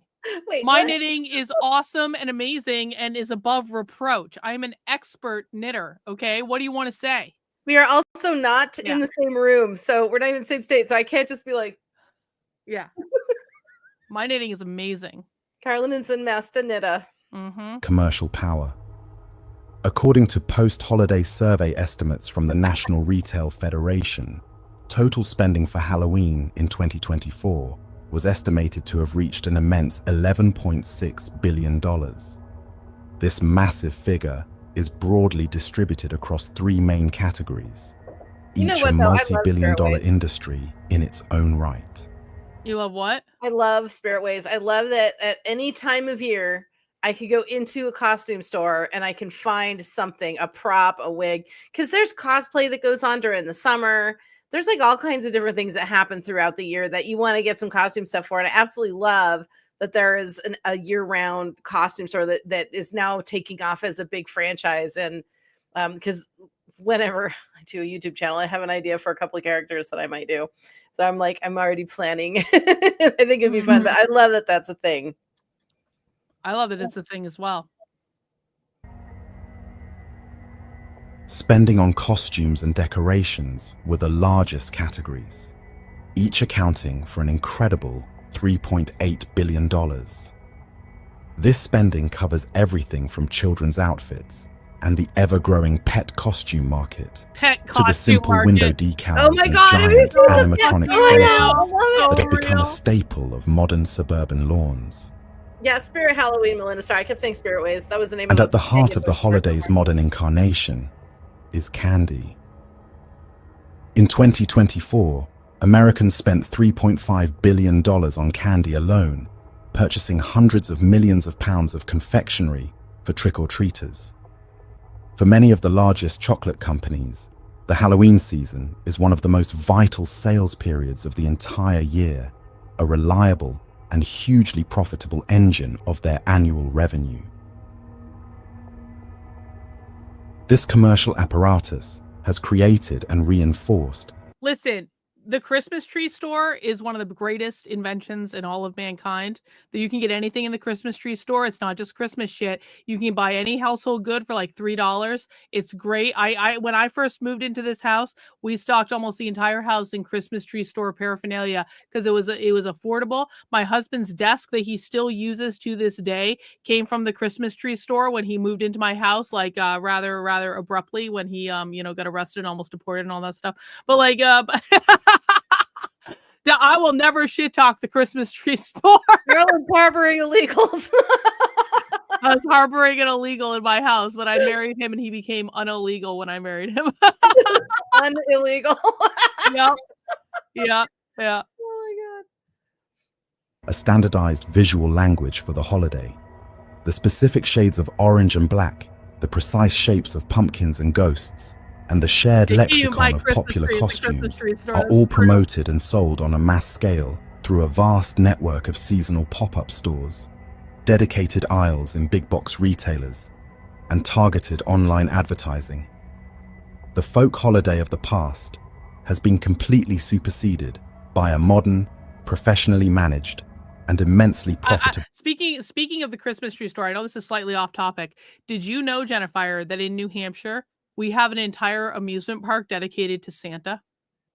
Oh, we have one here too, up in the mountains, Yep. the North Pole. Yep. Ours is called Santa's Village, and it is open year round, and you get to go to Santa and see Santa, and there's reindeer and there's rides and stuff like that. It's up in the White Mountains. That was a big trip for me as a kid, was to go to Santa's Village. Oh, that is so cool. We have Santa's Workshop. I think it's just called the North Pole, but I can't honestly remember. And I think it's open year round partially, but then they do their big thing starting right after Halloween where they've got they really deck it out. But they have like this little mini train that kids can ride, and stuff like that. Fun times. Retail season. While the commercial forces of the post-war era defined the business of Halloween, an entirely different industry was responsible for shaping its soul. The modern visual and thematic language of the holiday, the very definition of what is scary, owes less to ancient folklore and more to the most influential form. I went to Salem last year for Halloween and we had so much fun. Like, I had never been to Salem during October before, and I don't think we're gonna go this year, but it is so much fun. Like, there's all sorts of like these pop-up haunted houses, and they're really good haunted houses too. These are not just like lame things. These are like fully produced things. And it's like, Salem is just like, it's such a scene. There's so many people there. So I definitely recommend Salem during Halloween if you get a chance to do it, because it's like a ton of fun. I would love to. I'm going to come up there and do Salem if you want to meet me up there either next October. I would love to do it next October if I'm able to. I would totally do that. We should go. We should we should plan that ahead, and we should get tickets to the big ball at the Hawthorne Hotel. Is it a witch's ball? Is it a witch's ball? It's the costume part. It's a big ass, like very, very nice, fancy although they do actually have a witches thing too. I remember seeing all the witches last year. Yeah. So we should definitely do that. But like Salem is good year round. Like if you go to you doesn't have to be Halloween to go to Salem. Like you'll see all sorts of witchy shit like year round. But we should actually probably spend, if you're gonna come here to go to Salem, we should spend like a couple days. We should actually like make it a thing because there's a ton of stuff to see. I've always wanted to go there. And if we ever sell our house, I'm definitely making plans. Yeah, that would be super fun. Of modern folklore ever invented. The motion picture. The first and most formative chapter of this story was written by a single Hollywood studio. In the 1930s and 40s, Universal Pictures took the great Gothic monsters of 19th century literature and gave them their definitive, final forms. While characters like Dracula and Frankenstein's monster existed on the page, it was Universal that gave them their global. Do not wish that evil on us. Are you serious? What is it with you and Sallow? No, it's the most horrible movie ever made, and no one should Google that movie, and it's awful. And Musican has to bring it up at every opportunity. We were having a beautiful moment talking about having a fun time in Salem, and Musican's let me toss you like disgusting Italian torture porn as come on, bro. Come on. Can we have some propriety here? Can we have some restraint? Decorum. Decorum. Dilatory, I say. Dilatory, sir. Recognized faces, bodies, and mannerisms. Bram Stoker's novel described Count Dracula in many worse than the ways, Human Centipede, but it was the Hungarian actor Bela Lugosi in the 1931 film who created the icon. Yeah. The slicked back hair, the penetrating stare, the formal tuxedo, and the elegant, high-collared cape. These were all choices of the studio and the actor. This specific image of aristocratic, seductive menace became the undisputed visual template for a vampire, a look that has been imitated and referenced for nearly a century. Even more dramatic was the transformation of Frankenstein's monster. See, listen, Mary every time someone brings up that fucking movie, I tell people not to Google it. And no one takes me seriously. I'm like, well, I have to Google it now. And then you're like, oh, I really shouldn't have Googled that. Exactly. I told you not to fucking Google it. I told you you would regret it. That's why people need to listen to what I say. I'm trying to steer you in the right direction. Don't Google that fucking movie. Don't watch that movie. Don't subject yourself. I am a torture porn aficionado. Okay. I have watched every torture porn movie I can possibly watch. I could not make my way through that movie. I could not finish that fucking movie. That's how bad that movie is. Don't Google it.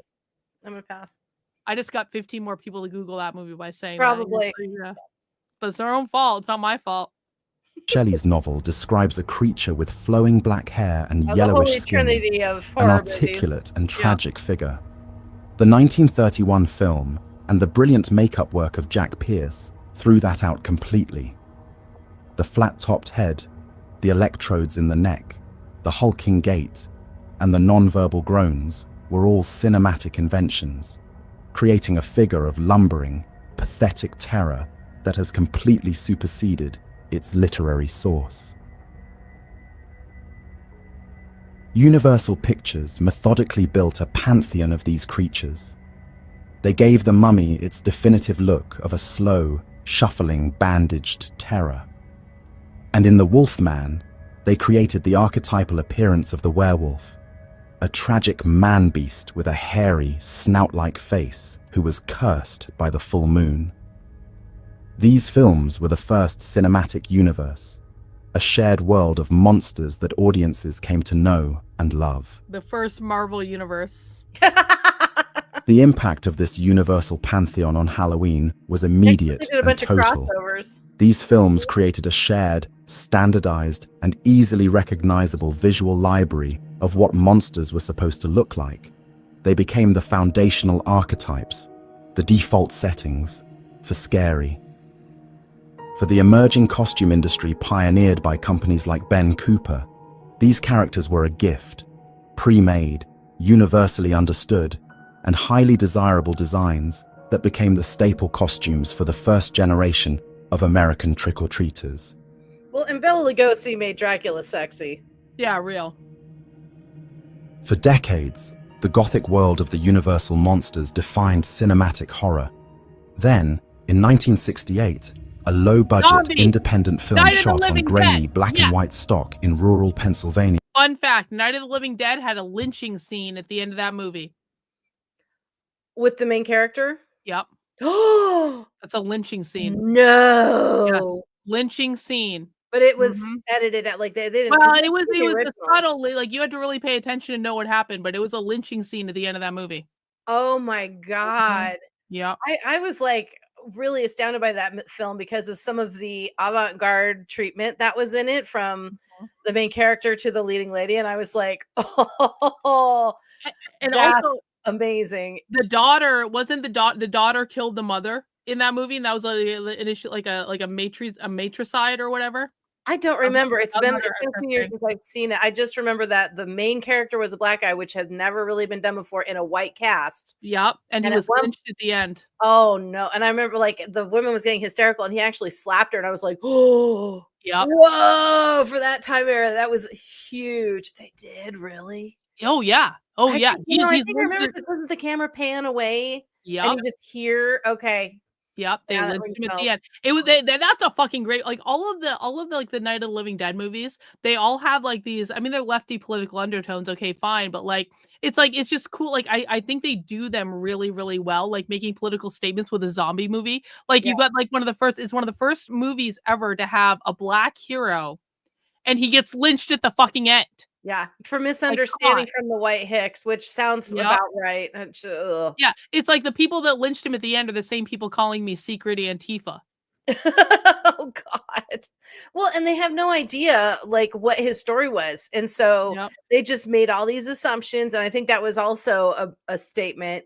And then I think the one that happens in the mall is supposed to be a statement on consumerism, if I'm Yeah. not wrong. It is, yep. Yep. completely shattered that foundation. George A. Romero's Night of the Living Dead Mhm. was a seismic event. It took a minor monster from the pantheon of horror and reinvented it, creating the single most influential new monster of the modern era, the flesh-eating zombie.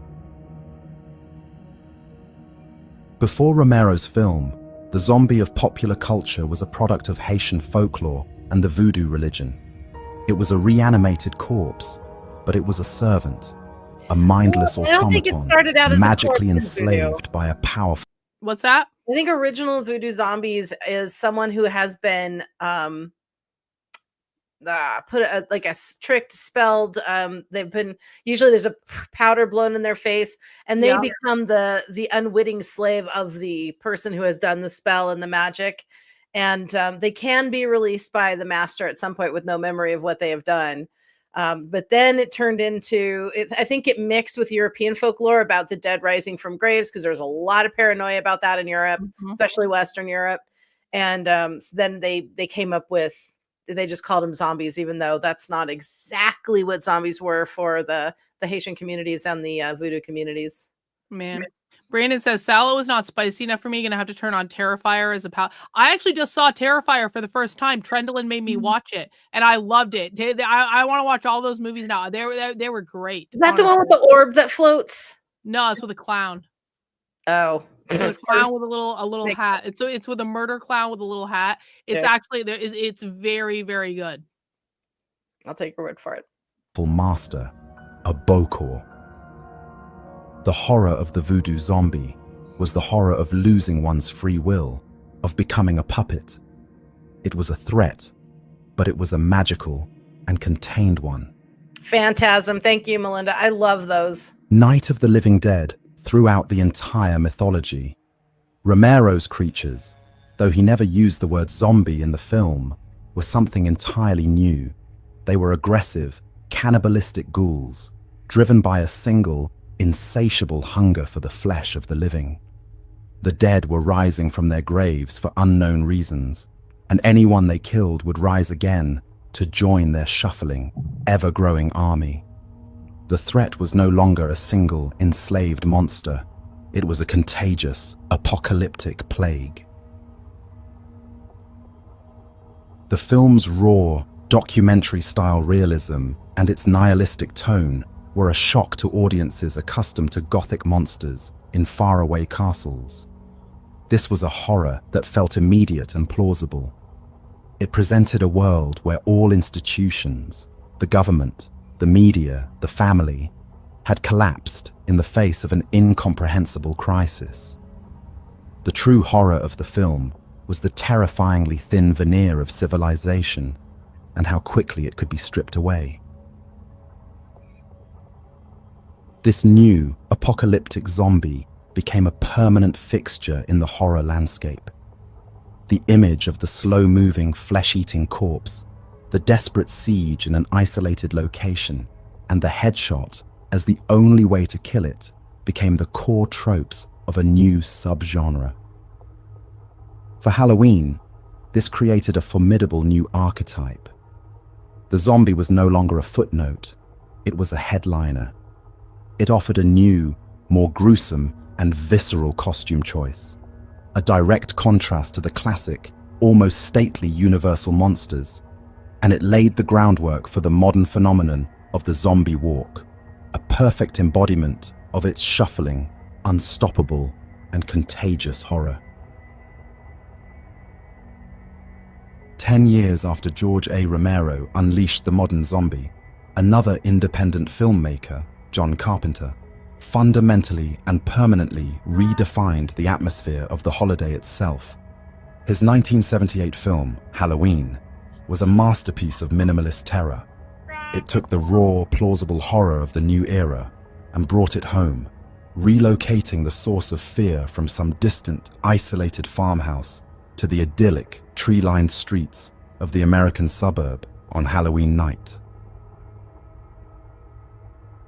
The film did more than just use the holiday as a backdrop. It weaponized its iconography. The familiar, friendly rituals of trick-or-treating became a source of dread. The rustling of autumn leaves, the grinning jack-o'-lanterns, and the innocent children in costumes all became elements in a landscape of terror. The film's genius was in transforming the very symbols of suburban safety and childhood innocence into harbingers of an unknowable evil. That evil was personified in a new, uniquely American bogeyman, Michael Myers. He was presented as an almost supernatural force of pure, motiveless evil, referred to in the script simply as the Shape. He was a silent, relentless, and unstoppable killing machine. His featureless white mask, a modified Captain Kirk mask painted white, was a terrifying blank slate William Shatner, at onto least which say the the guy's audience name could for the project their love. deepest fears. He was the ultimate predator, and the suburbs were his new hunting ground. Halloween established the blueprint for an entire new subgenre, the slasher film.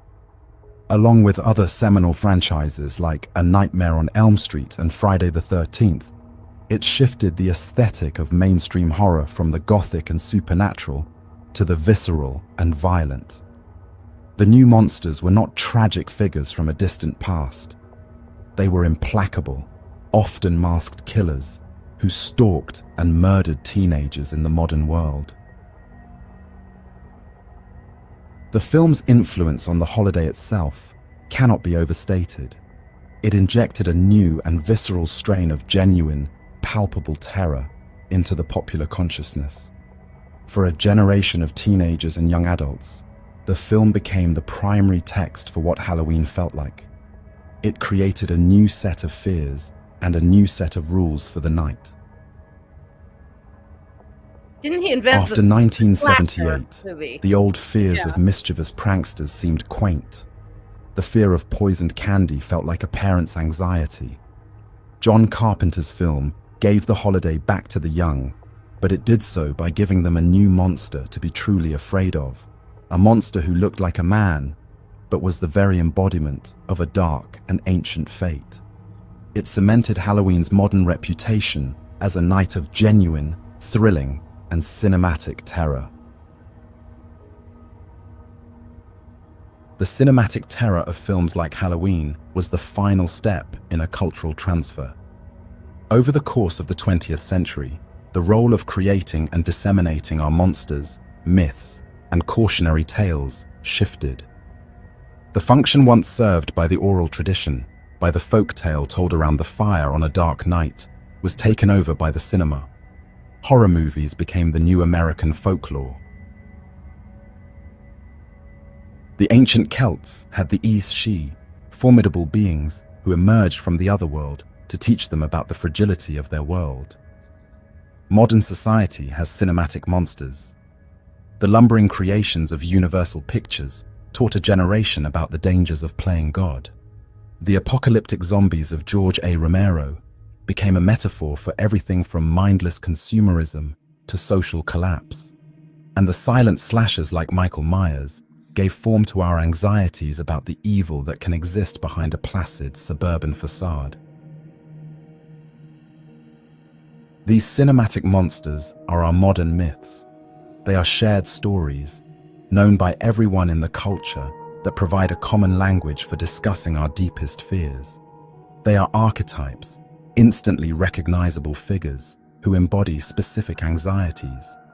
The haunted house, the summer camp, and the sleepy suburban street became the new dark forests and enchanted mounds of our collective imagination. Be right back. Okay. This new folklore had a direct and transformative impact on the practice of Halloween. It provided a constant, evolving, and commercially effective stream of new characters and new aesthetics. The holiday became a living stage upon which these new myths could be reenacted. Every store-bought costume of a movie monster, every haunted house designed to replicate a cinematic scene, is an act of participation in this new, shared folklore. The celluloid cauldron had fundamentally and permanently altered the recipe of the holiday. The ancient ingredients, the harvest, the turning of the seasons, the memory of the dead, were still present, but they were now just a base flavor. The dominant, overwhelming taste of the modern Halloween had become fear, a specific and highly stylized brand of terror that was manufactured, distributed, and consumed on a mass scale, all thanks to the dark magic of the cinema. This marks the emergence of the fifth and final stage in the holiday's history of dread. This was the cinematic fear, a fear transformed into stylized entertainment. The horror genre created a new, modern folklore where the monster was a product to be consumed in a safe, controlled environment. The ancient threats were real, the medieval threats were theological, and the modern threats were social. This new threat was purely aesthetic. The response was no longer a ritual of negotiation. No, Bad Karlyn. No, I know what you're gonna do. Breaking news, Jennifer. Breaking news. A retard that I've triggered from Portland in the last 24 hours is planning on creating a documentary about me called Surviving Karlyn Borysenko. Yes. Okay. Phew, I'm so relieved. That's not what I thought you were gonna do. All right. What do you think I was gonna say? I'm not saying shit. What do you think? She's like, so this asshole, this black fucking retarded asshole says, let's just say, a documentary may be in the works. Surviving Karlyn Borysenko. Okay. If you've been through it, you know what I mean. That's through Send me your what? stories. Well, I said things he didn't like on Twitter. Oh, boo-hoo. And he Okay. called me every name that he could possibly think of. And then I correctly pointed out that he's black and he has low impulse control and we just can't expect any more from him. And he didn't like that too much. And so now he's going to, like, I have literally never talked to this guy. He goes by Black Rebel on Twitter. I've literally never talked to this guy before, like 2 days ago. And I basically ended up blocking him. And now he's going to create an entire documentary about how he's triggered about being blocked on fucking Twitter. Well, we'll see if he has that much in him to do it, because it takes effort to do that kind of thing, and organization, and intelligence. So, I mean, yeah, we'll it's see. like Jennifer. How the fuck does this happen? How do I have like 2 interactions with people and they get irrevocably broken in the head about me? And it's like they lose their fucking minds and they spend all their time obsessing about me for here on forward. How the fuck does that happen? It doesn't have anything to do with your interactions with them. They have been stalking you. They've been watching you. They've been mad at you. They've been watching you interact with other people. They're already obsessed. And the fact that you touched them in some way across the universe of Twit, that they all of a sudden they're like, oh, she talked to me. I'm going to do a documentary. No, like unironically, James Lindsay would do that to me. I don't know if Andy would do that to me. I actually don't think Big Tech would do that to me. You want to know why? Because he has a crush on me and he's obviously in love with me and he wouldn't want to, like, he just wants to pick. He just wants to pick. He's like pulling the pigtails of the girl on the playground that he likes, but he's not being mean and malicious. So I'm not worried about that one. But he just does it for dude bra points. He doesn't do it to like start problems. Yeah, now somebody had mentioned something in the chat, and right as it came up, I was like, shut up. And then you were like, oh, breaking news. You start laughing. I'm like, oh shit, she saw it. Oh no, it's something. What did they say? Nothing. Time isn't real. Nope. The time is a time. Oh, Wicker Man! Yeah, Wicker Man is one of the greatest movies. Okay, maybe it's not the greatest movie ever made, but Wicker Man is pretty fucking good. Jennifer hates the Wicker Man. She has all sorts of feelings about the Wicker Man. We had a whole discussion about it on the last episode. The Wicker Man is very triggering for Jennifer. Very much, yeah. I hate that movie with a purple passion. The timing could not have been better though. That was really funny. This guy wants to make a whole fucking documentary about me. What a loser. Oh, I can't wait to watch that if it actually does happen. Oh my god. We'll have to do it for movie night. You know what I love the most about these guys? They all say, they're like, you just want attention. And then I say, oh yeah, leave me alone. And they're like, no, we will never leave you alone. And in fact, we're going to make a whole documentary about you. I was like, then you're fucking giving me attention. There's got to be a word. We need to invent a word for people, not like someone's an attention whore, but who is the person who gives the attention to someone who doesn't want it? Like, there's got to be a word for that. Like, I had a whole argument with one of these, like, fucking, like, you know, debate bros the other day, and he just kept saying, like, you just want attention. I'm like, oh yeah, stop fucking talking about me. By the way, block your attention. I dare you. And he just kept like responding to me. I'm like, really, bro? Because like I'm telling you no. And it's like, you know what it is? It's like we've talked about this before. It's like the guy that gets turned down by the girl that he thinks is beneath him, and then he loses his fucking mind. He's like, she broke up with me. How dare she break up with me? And then he's like, I actually broke up with her, and I'm gonna show her. I'm like, no, can you just leave me alone? I already told you no. Yeah, really. Real. It's the I gotta find it. We gotta come up with a word for that though. They're like the attention giver whore. Yeah. Or something. I don't know. There's gotta be a thing. I'll figure it out. But that's what they do. They obsess over it and they accuse you of the thing that they're doing.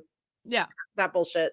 Yeah, because something is broken and they have nothing else in their life. And I'm like, bro, I'm trying to get a nonprofit up and running here. I have dozens of volunteers I'm trying to wrangle. I have journalism I need to do. I just got back from a 1.5 week long trip and have a like I don't have time for your internet bullshit right now, black man. Okay, I don't have fucking time for your internet bullshit. But if you want to make a documentary about me, go right ahead. Everyone's saying admirer, but I'm thinking of something stronger than that because attention whore is a pretty strong set of words, you know, pairing of words. So I'm trying to think of like something equally shitty, like equally strong, I guess. I don't know. Man. Attention feeder, maybe. Yeah. Attention feeder. That could work. Or a prayer for one's soul.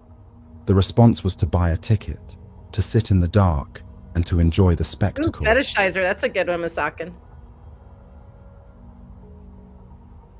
Even as the family-friendly, commercially supercharged version of Halloween was reaching its cultural zenith, a new and consequential evolution was beginning.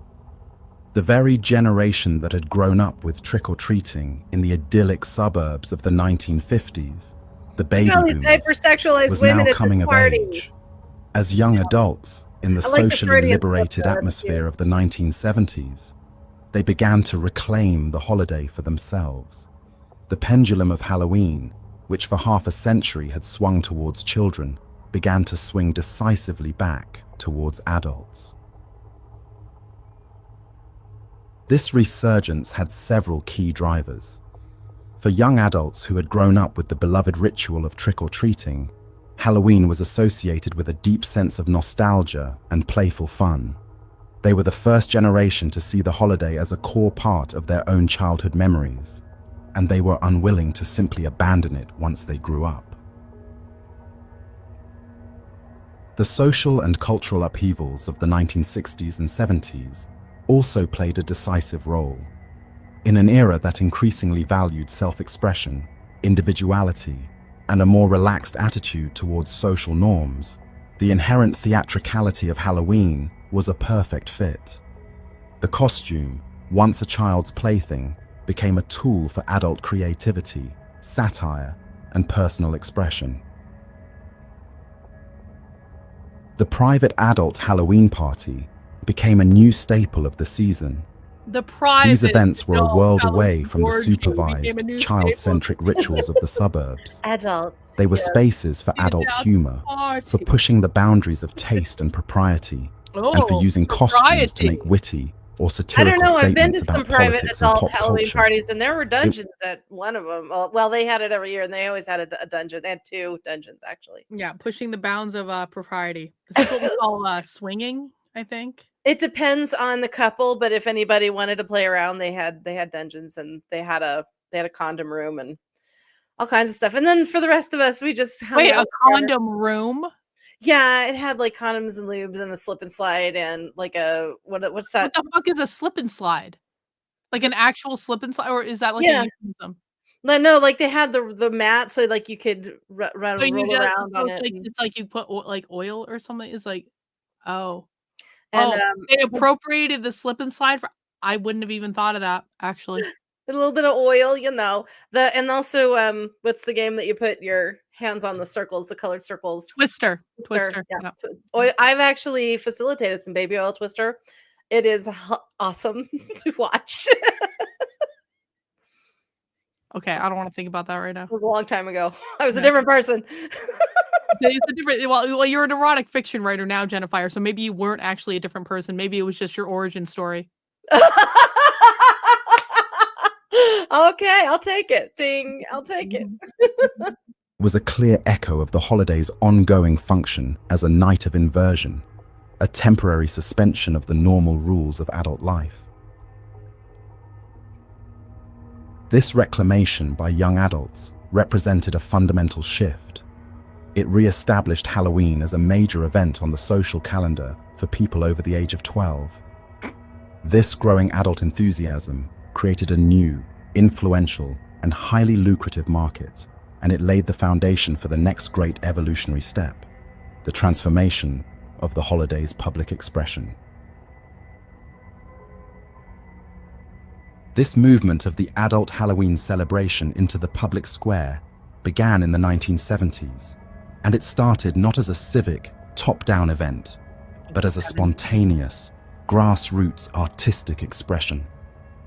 The most famous and influential of these new events was the New York's Village Halloween Parade. It began humbly in 1974, started by a puppeteer and mask maker who simply walked with his friends and their incredible creations through the streets of his neighborhood. This small, artistic procession struck a chord. Year after year, it grew organically, attracting thousands of participants who added their own creativity, artistry, and theatricality. It quickly evolved from a neighborhood walk into a massive, spectacular parade, a sanctioned takeover of a major city artery. It became a world-renowned showcase for giant puppets, avant-garde costumes, and a level of creative expression far beyond the scope of a simple children's parade. Other cities soon developed their own flagship events. In West Hollywood, the Halloween Carnival began in 1987, growing into what is often billed as the world's largest Halloween street party, attracting hundreds of thousands of people to a 1-mile stretch of Santa Monica Boulevard. I was thinking, how do you use the bathroom? Cities like New Orleans, with its Crew of Boo parade, and Salem, Massachusetts, with its month-long. That's like the number one reason I would never do like New Year's Eve in Times Square. It's just a bathroom issue, honestly. It's like you find a perfect spot, you're gonna have to fucking move. Yeah. Or you just can't drink water the whole time. That's gonna be miserable. Totally. And it's just like, man, it's gonna be cold, like that. Very bad for you. But that, and I'm short, so I can't usually see my way through a crowd very well. So I get kind of everybody's shoulders is like, all right here. So it's kind of hard to like get through and navigate. I hate it. I love having a tall husband because he can just grab my hand and pull. Haunted Happenings Festival also became major national destinations for adult Halloween revelers. The historian Nicholas Rogers has described this phenomenon with great insight. He argues that these events represented a powerful transformation of Halloween's ongoing role as a night of inversion. The chaotic, often destructive pranking of prior generations was now being channeled by young adults into massive, creative, and celebratory public spectacles. The spirit of inversion had not returned. It had simply evolved. These grand parades cemented the holiday's new dual identity. Trick-or-treating remained the primary ritual for children in the suburbs, a tradition of domestic order. In the major urban centers, however, the spirit of Mischief Night had been reclaimed and transformed by adults into a massive, artistic, and spectacular festival, a new expression of the enduring impulse. Yo, we got a $5 Rumble rant from Yay. Just a Drummer. Was the Jason mask based on William Shatner? Yes. You think so? The Jason mask? That's Yeah. Halloween, right? No, Jason is Friday the 13th. Oh, Friday the 13th. You mean the hockey mask? Yeah. No. No, do you mean the Halloween mask, Just a Drummer? Like, I think you might mean the Michael Michael Myers was, mask. yeah, they Michael were Myers trying one. to Yeah. find something for him, and there was they found this all these rubber masks, and they just grabbed a William Shatner one and painted it and beat it up a little bit so it didn't look like William Shatner, because if it did, they would have to pay him for Mhm. using his likeness. So they just kind of used it and beat it up and painted it and throw it on the dude, and they fucked up the hair real good and kind of made it its own thing. Yeah, someone says No Flex says it was a Halloween mask. Yep. Yeah. Best movie soundtrack of all time. Halloween soundtrack. Excellent. To turn the world upside down for a single night.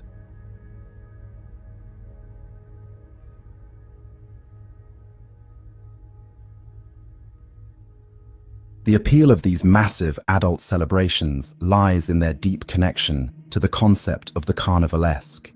This is the idea of a festival where society's hierarchies and norms are temporarily suspended.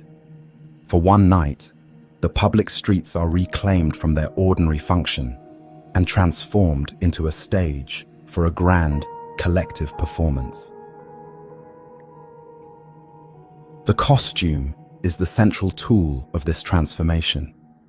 Within the anonymous, chaotic, and celebratory space of the parade, the mask and costume become a license for freedom. They allow an individual to shed their everyday identity, their job, their social status, their normal inhibitions, and temporarily become someone or something else entirely. It is an act of pure, liberating, theatrical play. Liberating. I just love a good liberating theatric. This temporary freedom is particularly meaningful for communities that exist on the margins of mainstream society.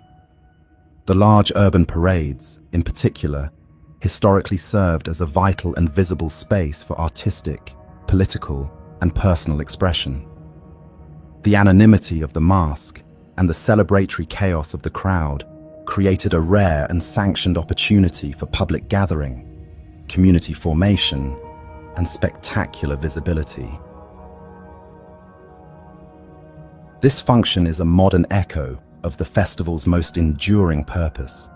The ancient Celts used the liminal space of Samhain to navigate supernatural anxieties. The teenage pranksters of the early 20th century used the night to challenge social authority, and modern city dwellers now use the carnivalesque space of Halloween to navigate the complexities of the social world, playing with identity and using the power of costume to make bold statements.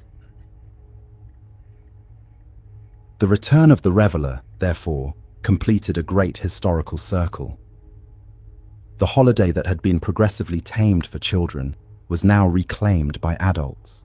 They took the raw, transgressive energy that had fueled Mischief Night and gave it a new, more artistic and celebratory form.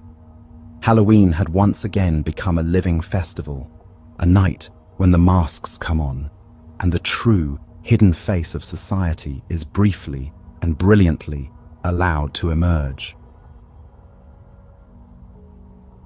While the adult-centric version of Halloween was conquering the American city, the family-friendly suburban version of the holiday began an even more ambitious journey. Propelled by the unparalleled global reach of American popular culture, the modern, commercialized Halloween began to spread across the world, Capitalism! becoming an international Damn it. phenomenon in the late 20th Ruins and early everything. 21st centuries. This new wave of expansion was fundamentally different from the first. The holiday was initially carried to America by Irish immigrants, a Ha. physical migration of people bringing their Not ancient folk Italian. traditions with them. I didn't say we This started. I second just said everybody global had expansion something. was It was a already virtual here when the Irish migration, got here. a transmission of ideas, aesthetics, and commercial products through the dominant channels of mass media. The primary engine of this export was American film and television. For decades, audiences around the world had consumed Hollywood movies and American TV shows. These productions frequently featured Halloween-centric episodes or scenes, presenting a highly attractive and idealized version of the holiday. They depicted the charming rituals of suburban trick-or-treating, the spectacle of costume parties, and the emblematic visual language of jack-o'-lanterns and spooky See, decorations. Chad Jesus is dialed in. Italians are the best. Films like Yeah, Steven wow. Spielberg's E.T., with its heartwarming and memorable trick-or-treating sequence, were particularly influential. This single, resonant scene presented the holiday to a global audience as a magical, exciting, and quintessentially American experience. It was a form of soft power, a cultural advertisement of immense appeal that created a latent demand for the holiday in countries with no historical connection to it whatsoever. This media-driven exposure created the perfect conditions for a commercial expansion. As global markets opened up, American companies began to export not just their movies, but their products. The costumes, the decorations, and the candy that had defined the American holiday began to appear on store shelves in Europe and Asia. The virtual migration of the idea was now being followed by the physical migration of the merchandise, setting the stage for the holiday to take root and to be transformed in entirely new cultural soil. The most spectacular example of Halloween taking root in new cultural soil can be found in Japan. The holiday has experienced an explosive surge in Wait a minute, popularity wait a since minute. the early Uh-oh, 2000s, Point of uh-oh. personal privilege. transforming Go ahead. What's that? Hans, the Italians did not come up with pineapple on pizza. Yeah, that's fucking terrorism. We right will there. not So take horrible. that. I'm not taking Yeah. that. Yeah, no, that's All you white people did that. Probably. no. The Hawaiians probably fucking did it. Hawaiians, yeah, The probably. Hawaiians, they also put spam on pizza. I mean, but spam is good. If we're being honest about it, spam is fucking awesome. I have a hard time with spam. I can do it in small Why? doses. Well, It's it's like just I'm not saying like I haven't eaten spam in years, but I'm just saying like if like a piece of spam that's like cut thin and like fried. That's really, good. really, really fried. I don't like the Yeah. gelatinous meat thing. No, I agree. It has to be like very, very fried. But Yeah. like, it's fucking good when it's done right, man. Spam. You is guys have to good. remember, like, Xers grew up right at the tail end of people who were putting everything in a Jello mold. Real. And we had some shitty gross Jello. There was Jello with tuna in it. There was Jello with like olives and bologna. I mean, there was some bad Jello. So like, I don't like gelatinous meat. Mistakes were made during the They're very 70s. experimental. Mistakes were made. I do. I like pineapple in a Hawaiian pizza with like Canadian bacon and white sauce. It's really good. My husband gets that a lot. That's really yummy. But just to have it on anything, unless any other combination, I'm like, nyeh. Just saying, I'm not taking it for the Italians. Sith over on Rumble says spam cut into small cubes and chunked into fried rice is Mad Max style chow. That would actually probably be real good. I've heard about that. Yeah, it's real popular in certain areas. Yeah. into a major seasonal event, particularly in large urban centers like Tokyo and Osaka. The Japanese version of the holiday, however, is a perfect illustration of selective cultural borrowing. It is a celebration almost Cultural entirely appropriation by the disconnected from any of Japanese. its historical or spiritual roots. Did you know that Japan has its first female prime minister? Yes. And the very first thing that she did is form an immigration department to deport all the foreigners. Really? Yes, I'm not joking. All of Japan is well, maybe not all of them, but like Japan is militant about its nationalism. They've always been that way. So That's this how is they just got somebody the to be Catholic like- Church out. Be like, get the fuck out. Was it illegal immigrants or all immigrants? I kind of hope it's all immigrants. We should follow Japan's lead in that regard, except for obviously people who are married to immigrants. Those don't Yeah. count. But like, Well, like there's a lot of college students that go over there. There's trades programs and stuff. And I just heard about some kind of weird. I didn't get to read the article, but because I didn't have time. But there was something about India and China doing some kind of 500,000 person swap, a really? citizen swap. Yeah. I wasn't sure what that was about. I'm like, what? It was like a headline. I'm like, ooh, I want to read that, but I didn't have time. I had to get on to something else. But yeah, I don't know what's going on over there in Asia. Shit's being weird over there. I don't know. Isn't she the more conservative, that prime minister? Oh, I would think she's very conservative. Yeah. Yes, that's probably why she formed the immigration department to deport everyone on her first day. GTFO. I love the Japanese royal family though. The Japanese imperial family is just like they're so cute. Like the Japan has like an emperor and an empress emeritus where they basically retired and abdicated, and they're like these little old people and they still walk around and they got like their sneakers and stuff. Like they're like 90 some odd years old, and the former emperor now likes to study oceanography in his spare time, and the empress is just like she has a garden that she has, and it's like you see these videos of them on Instagram and they're like shuffling through the airport and everyone stops and and they're always just like so peaceful. They're always just like doing it's just like the Japanese imperial family is just like the chillest. Do they have are they continuing it in the background with children who are going to be the next emperor that's going to be in the background? Or yeah, so basically, so in Japan there are no females that are allowed, so you have to have like a son. So there's like a whole kind of thing where like, so the son of the emperor, like the emperor emeritus, is now the emperor with his wife, but his wife never had a son, and so the emperor has a brother who will become emperor after him, and then he has a son with his wife, and this son is like, he's like 13 years old or something. He just had like this big coming of age ceremony where they dressed him up in a giant sumo outfit, like not sumo, the fucking what are they, like it looked like a ninja warrior or something like that. Okay. Samurai, that's what it is. They dressed him in like a giant ornate outfit, and he had to have a ceremony where he took a scroll or something like that. So yeah, beautiful. I the love Japanese imperial line will continue. They're basically like every other monarch. They're just background figures now. Yeah, but it's just like they're just like heads of state and they do ceremonial stuff, but it's just like there's just something like very peaceful about the Japanese imperial. They're just always like very kind of like chill, and the culture in general is mostly like that, I think, in many ways.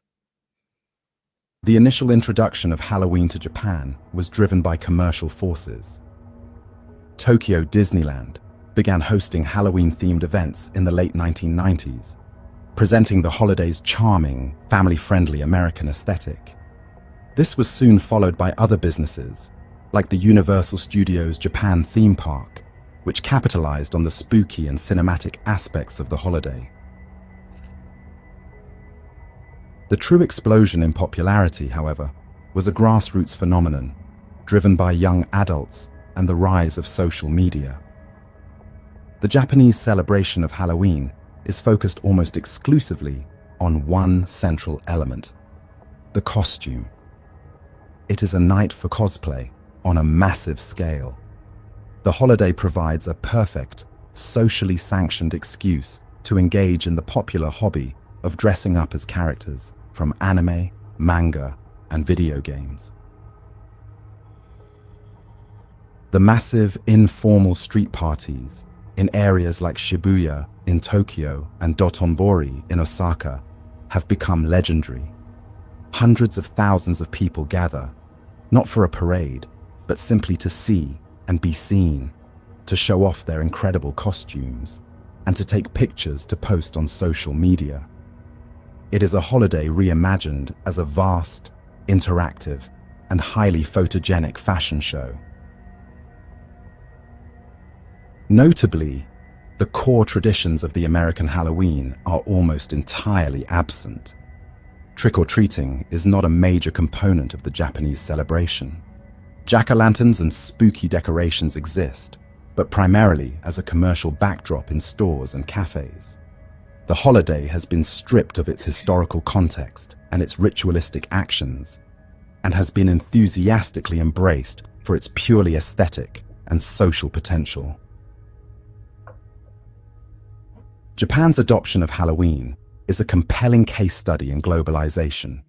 It demonstrates how a culture can take a foreign tradition, disregard its original meaning entirely, and enthusiastically adopt the parts that resonate with its own pre-existing interests. In Kinda this like what we case, did with St. Patrick's cosplay Day. and large-scale public gatherings. The result is a holiday that looks like Halloween on the surface, but which operates on a completely different cultural and social logic. In Mexico, the arrival of the American-style Halloween encountered a cultural landscape that was already home to one of the world's most beautiful and resonant festivals for the dead. Dia de los Muertos, the Day of the Dead, is a deeply rooted tradition that blends indigenous Aztec beliefs with Spanish Catholic traditions. Its relationship with Halloween is a complex story of coexistence, blending, and cultural synthesis. The two holidays are fundamentally different in their origins and tone. Dia de los Muertos, celebrated primarily on November 1st and 2nd, is a joyful, commemorative, and family-centric event. The core belief is that on these days, the spirits of one's deceased ancestors That's kind of a return to sad the image. world There's of the like living two for a kids in brief, that. happy Yeah. reunion. It is a celebration of memory and the continuity of life. It's a celebration. The dominant of our- mood of memory. is one of remembrance, Well, no, because didn't respect, you see and Encanto? love. Come on. Was it Encanto? Wait, what was that? I did not see that movie, actually. I did not. I think that might be the wrong title. Oh, God. I think I know what you're talking about, and I Yeah. refuse to watch it. The one with the little guy with his little abuela, and then he goes to the afterlife, and they do it's like they put the pictures of the deceased ones, and they have an altar to their deceased ones, and they remember them on this day. And was it Coco? Okay, thank you guys. I love that movie. It was so good. It was so fun and pretty and interesting. And but anyway, I love Coco. I love the idea of the the memorial, the altar, because the Japanese and lots of Asian cultures do the same thing, where they have a temple to their lost loved one, but they always constantly are giving offerings and taking care of them and lighting incense and bringing them, fruit and things. And in Mexico, it's just the one day, but they always have this altar. So what makes me sad about this image is it looks like there's like two kids in there.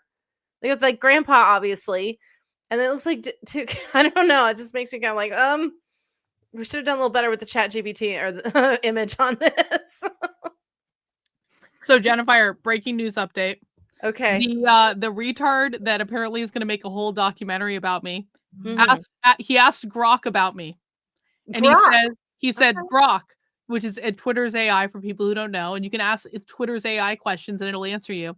So he asked Grok, what did Karlyn Borysenko do to people? Two people. Yeah, two people. That's And very vague. Grok responded, Karlyn Borysenko attends radical left events to document and critique ideology she views as extreme, often sharing footage and insights publicly. Critics accuse her of doxing or creating hit lists by identifying attendees, but she denies this, emphasizing her work focuses on ideas over individuals. No verified evidence shows her directly harming people. It's just mostly debate over investigative journalism's boundaries. Game, set, match. Yeah, I win. Grok W, Black Retard L, and even Grok is like, chill, retard. yeah, it's like calm the fuck down, asshole. Like I must have really gotten to this guy. I mean, I did call him boy several times, and so I'm sure he didn't like that. But whatever. I mean, maybe Yeah. he doesn't Shout out to identify as Melinda male. for tagging me on that in Twitter. That was a really helpful piece of intel, Melinda. Based. Grok W, yeah. Families create beautiful altars or ofrendas in their homes, laden with the favorite foods, drinks, and photos of their departed relatives. They gather in cemeteries to clean and decorate the graves of their loved ones, often spending the entire night in a festive vigil, sharing stories and food. Can you imagine what that The emblematic atmosphere skull must be or like? calavera What's that? Say that again. Like, can you imagine what that atmosphere must be like? I would love if we could adopt some of that tradition here, where you go to a graveyard and you're sitting with your family in around the family graves or whatever, and just imagine all the people with their candles and flowers and offerings, and just what an atmosphere that must be. I would love to see that.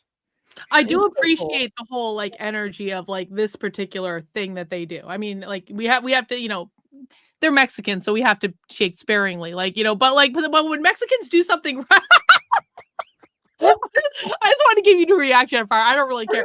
Like, I mean, listen, man, Mexicans have a lot of benefits. Mexicans have burritos and Mexican food, and they also have the Day of the Dead, and that's pretty rad. Their food traditionally is a lot simpler and dialed down compared to the stuff they bring up here for our restaurants. But I mean, anyway, yeah, I just think it would be I love graveyards. I love going to graveyards. I just love walking around and reading the tombstones. Don't ask me why. I have no idea why, but I freaking love it. I got to go to Père Lachaise in Paris. Oh yeah, That was I could spend a weekend in that, like a camp out. Oh my god, what a great place! But it's so beautiful. you'll see a lot of old gravestones when you come to Salem. I'll tell you that. I cannot wait. Well, and you know, one of the houses we were looking at Tennessee had an old graveyard that, well, it was old, but it also had some people from the 90s and the aughts that had passed away. But it was a really tiny little graveyard that couldn't have been 50 stones in it. That was right on the other side of our property. Like I could walk right to it, and if we wanted the place. But I thought it was. I'm like, oh, graveyard! I was so excited, but Mom was not jazzed, but the property didn't work out. But anyway, yeah, there's tons and tons of graveyards over in the South. I'm excited. Did I ever tell you what my father did for a living? You may have. What was it? My father designed gravestones for a living, and my grandfather and my uncles also designed gravestone. I come from a long line of gravestone designers. True story. They were gravers, a long line of gravers. They were draftsmen. The technical term is draftsmen. They were they had like, I mean, they did more than gravestones. They would do like my uncle was involved in like the creation of like a World War II monument and like stuff like that. And like in central Vermont, like granite is like an industry in central Vermont, and so they were all involved in that. So that's fascinating. Yeah. Whoa. Yep. I had my house growing up. There was we had a big backyard and there was a brook in the backyard, but then on the other side of the brook was a massive fuck off cemetery. Ooh. Yeah. And I always said if I die before my parents, they have to build a monument to me in the backyard, and that was the way it had to be. That didn't happen, at least not yet. I'm trying to think what to do with my family, because it ends with me, right? It's gonna be like my parents, my husband, myself. We don't have any children, so it's like I don't know what to do. Like I'm gonna have all my parents' ashes, my husband's ashes, all the ashes of all of our pets that will be carting around. So I was thinking, like, if you know, because I'll probably be like super retarded wealthy by then. I'm really hoping that this is going to be the case. But I was thinking like one of those skinny little mausoleums and just have all of our urns and stuff like in there. I think that might be a cool way to just, this is where we are. So all of you can come literally worship at the altar of Jennifer. I think it's a really good idea. It's a really good idea. Is depicted not as a symbol of terror, but as a smiling, often whimsical, reminder of the cyclical nature of life and death. The American Halloween, by contrast, is a night of spooky, mischievous fun, rooted in a tradition of fear. Its monsters are fictional, its purpose is entertainment, and its primary ritual for children is the acquisition of candy. Where Dia de los Muertos is about welcoming the spirits of your own family, the traditions of Halloween are about warding off the spirits of unknown, malevolent forces. Due to their proximity on the calendar and their shared theme of the supernatural, a natural blending of the two holidays has occurred, especially in urban areas and among younger generations. The commercial power of the American Halloween, with its costumes and candy, is immensely appealing to children. It is now common to see children in Mexico dressing in Halloween costumes, from superheroes to movie monsters, and going door to door to pedir calaverita, a form of trick-or-treating. This has led to a visible synthesis. Store shelves in October are filled with both plastic jack-o'-lanterns and traditional sugar skulls. Children in Dracula costumes trick-or-treat alongside others, with their faces painted in the beautiful, intricate style of La Catrina. The spooky, fun-loving spirit of the American Halloween and the commemorative, family-centric spirit of Dia de los Muertos are increasingly coexisting. This relationship, a complex dance of coexistence and fusion, provides a stark contrast to the Japanese model of pure adoption. In Mexico, the American Halloween has not replaced the native tradition. Instead, it has been adapted and integrated, adding a new, playful, and commercial layer to the season, while the core, profound traditions of remembering the dead remain vibrant and central to the culture.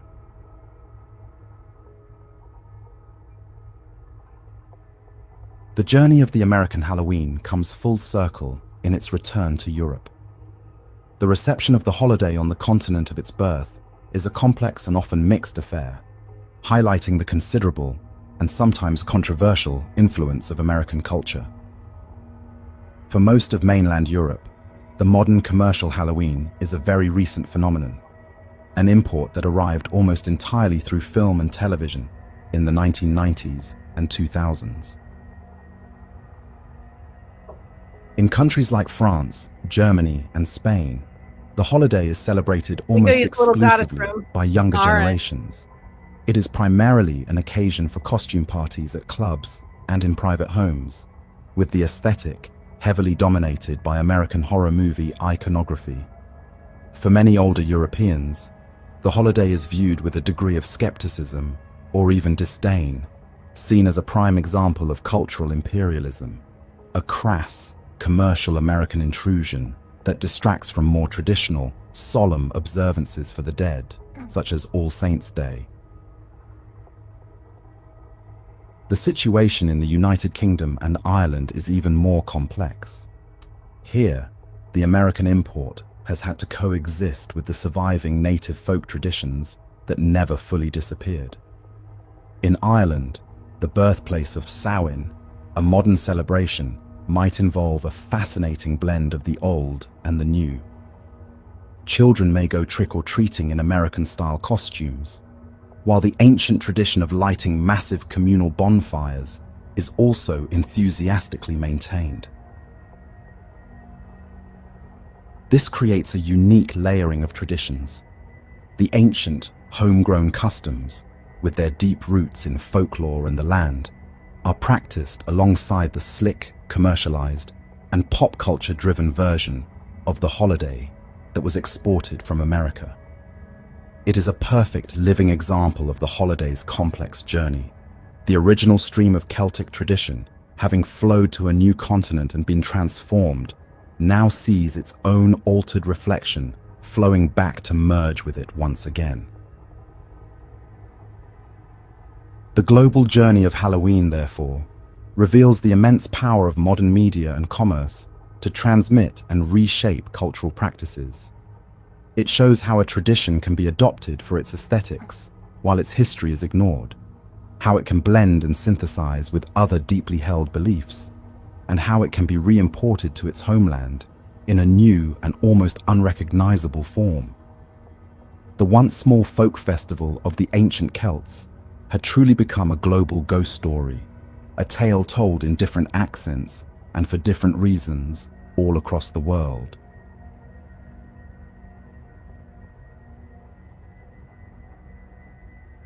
This global ghost story, a tradition transformed by every culture it has touched, is the final, vibrant chapter in an epic and complex history.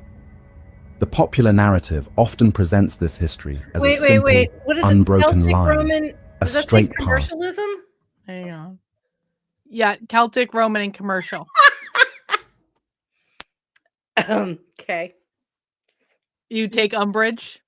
A little bit, but I mean, it's not wrong. It just cracks me up that that's like, these are the three things that created modern day Halloween. After they explored all these other cultures and all these other traditions, it's commercialism and the Celtics, and don't forget the Romans. I told you, it's a capitalist holiday.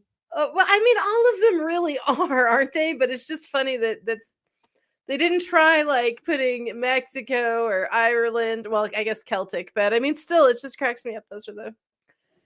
Yeah, it's just funny. It's the internet, Jennifer. It's the internet. Yeah. Okay. This global ghost story, a tradition transformed by every culture it has touched, is the final, vibrant chapter in an epic and complex history.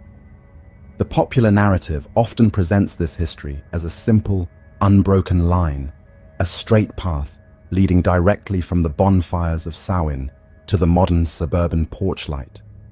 But as its worldwide journey proves, the true story is far richer. This river began as a dark Celtic stream of supernatural dread, joined by Roman and Christian currents that permanently altered its course. In the modern era, it was supercharged by the electric streams of mass commerce and media folklore. This model of blended and sometimes conflicting influences is the story of what the holiday is. But there is another story, another current flowing alongside it, the story of how the holiday feels. To truly unmask Halloween, we must also trace the evolution of its central emotion. The holiday has always acted as a mirror, reflecting the dominant anxieties of the era that celebrates it. This is the story of the evolution of fear. Ooh. From the ancient terror of the non-human Iez-Shi to the medieval dread of divine judgment, from the early American fear of social chaos to the modern fear of the anonymous human monster, and finally to the cinematic fear that has been transformed into stylized entertainment. Each era has unmasked one fear only to replace it with a new one that better reflects its own anxieties.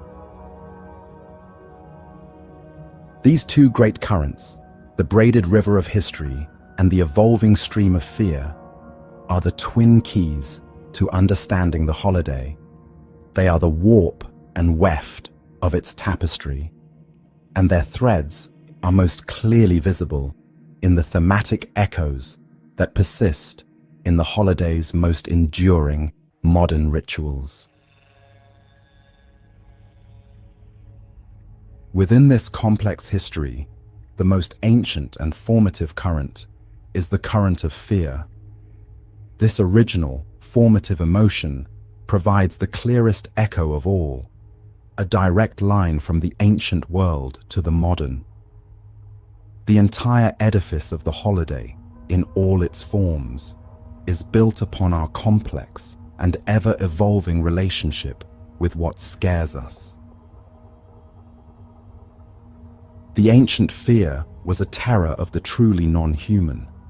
The Iez-Shi were formidable, amoral beings from another dimension, a genuine supernatural threat that required a response of ritual and negotiation.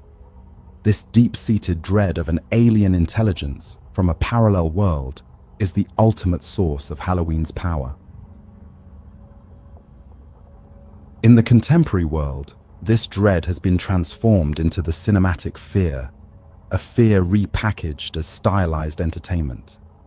The specific object of our fear has changed, as the godlike spirits from the Hollow Hills have been replaced by the new folklore of the cinema, the slasher, the zombie, and the classic monster. The context of our fear has also been transformed. The peril of the ancient Celts was real and immediate. The modern thrill of Halloween is a safe and commercialized echo of that authentic dread. The modern haunted house attraction is the direct cultural descendant of the open Shi mound. It is a designated space where we willingly enter a world where monsters are real, paying for the controlled thrill of being confronted by them.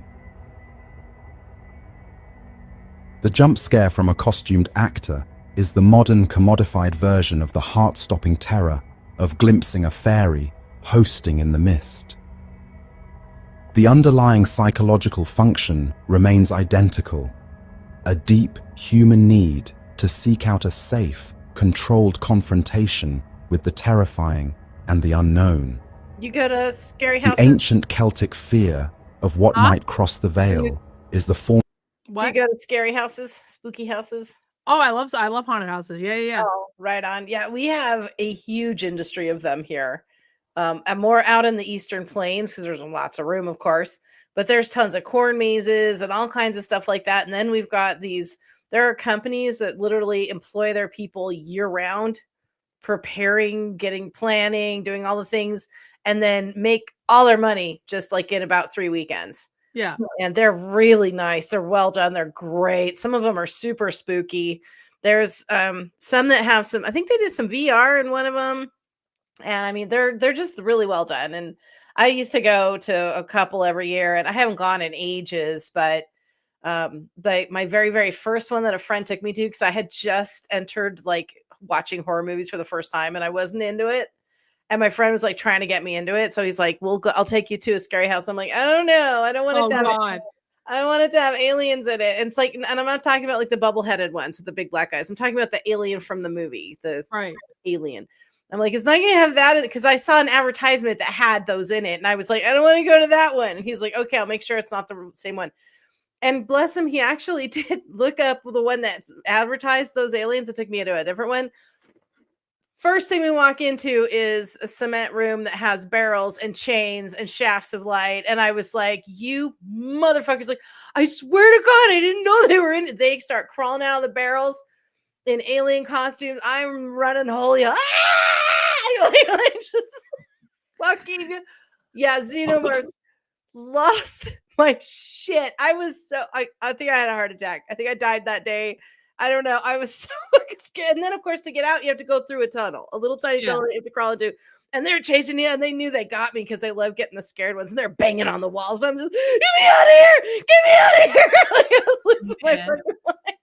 I remember the scariest haunted house I ever went to. It was just like some old house that they turned into a haunted. And my father took me and my brother when we were kids. Like, this was his like fucking bright idea. And it was just like, hang on. It was just like an old creaky house, and it was pretty scary. But the scariest part is like you ended in the basement, and there were all sorts of leaves and shit on the floor, which made sense because I'm from Vermont, and that's just like, you know, it's like a leaf, like whatever.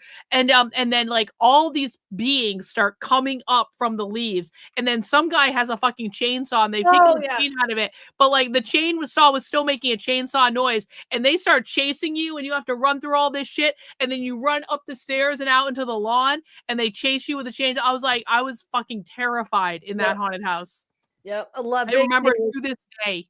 That's how they get people out. They'll chase you with, well, at least here, like that one, and there's several that will end with a chainsaw guy to get you moving out, because it's one way to get people out of there so they can get more people in. But yeah, it's a great way to end too, because the adrenaline that it's like being chased by someone with a chainsaw is scary as fuck, dude. Like in real life, the noise is jarring. It's really terrifying. You know, there's no chain on it, but it's still scary. Yeah. Formative current that still drives our insatiable modern appetite for the cathartic thrill of the monster.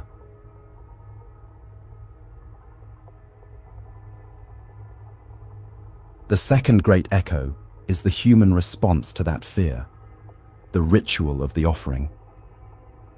The ancient practice of guising, of wearing a costume to hide from or impersonate the supernatural, is the explicit and unambiguous ancestor of the modern Halloween costume. It is a tradition of tactical deception, a way of becoming a monster to survive a night ruled by monsters. Yeah.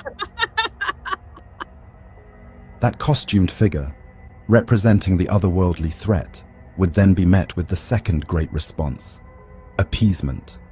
The ancient Celts left offerings on their doorsteps as a pragmatic bribe, a protection payment to persuade the potent Esh to pass by their homes peacefully. It was a transaction rooted in the genuine and pervasive ancient fear. This foundational structure of the ritual exchange has survived for millennia by adapting to each new era's dominant anxiety. During the medieval period, it was transformed by the medieval fear of the afterlife, becoming the pious act of souling. The fearful pagan bribe was reframed as a Christian act of charity, with the offering of food given in exchange for prayers to aid the souls of the dead. In early 20th century America, the ritual was reframed once again to combat the early American fear of social chaos. The act of trick-or-treating transformed the exchange into a tool of social control. The offering was now a playful bribe, a handful of nuts, or a homemade cookie given to prevent the trick of a teenage prankster. Finally, the custom was shaped by the modern fear of the anonymous poisoner. The homemade cookie was replaced by the factory-sealed candy bar, and the playful threat became a charming formality. The very nature of the treat became a direct response to a new, insidious social anxiety.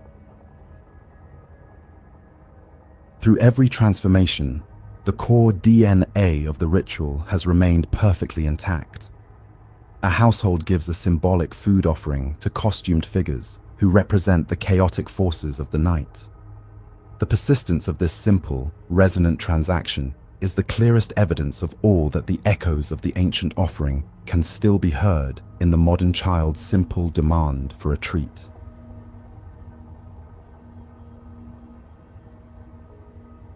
The final and most resonant echo of the ancient world is the light itself. The great Samhain bonfire was the heart of the original festival, a sacred flame lit as a defiant beacon against the ancient fear of the supernatural darkness. It was an act of communal hope against the dying of the light. That original flame was never extinguished.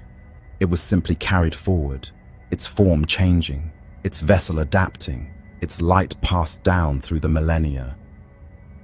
Oh, Mama G just said something that reminded me During the medieval era, something. Go ahead. The health craze that happened. I want to say it was in the 90s. Toothbrushes for Halloween. That's one of the most lame fucking things I've ever heard in my life. I've seen people give out like granola bars and what was the other thing? Toothpaste, dental floss. They're like, take care of your teeth with all that sugar.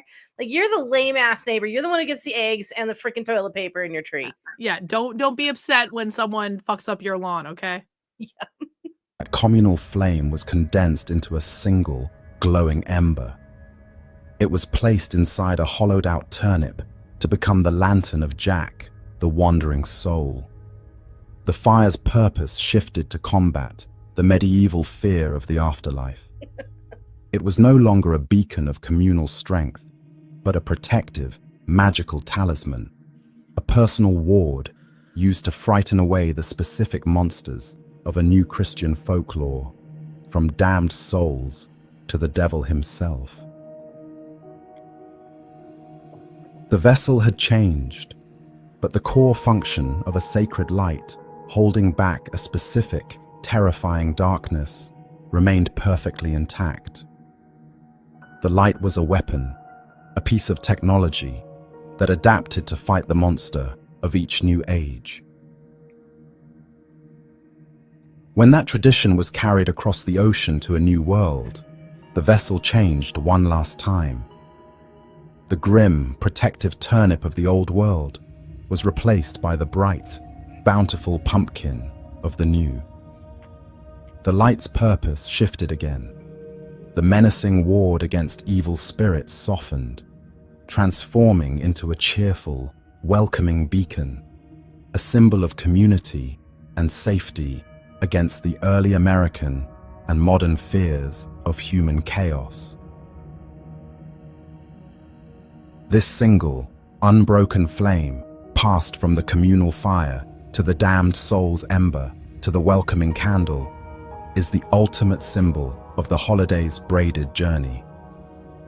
The modern jack-o'-lantern, sitting on a suburban porch, is a beautiful and complex historical artifact. Its friendly, carved face is an American invention.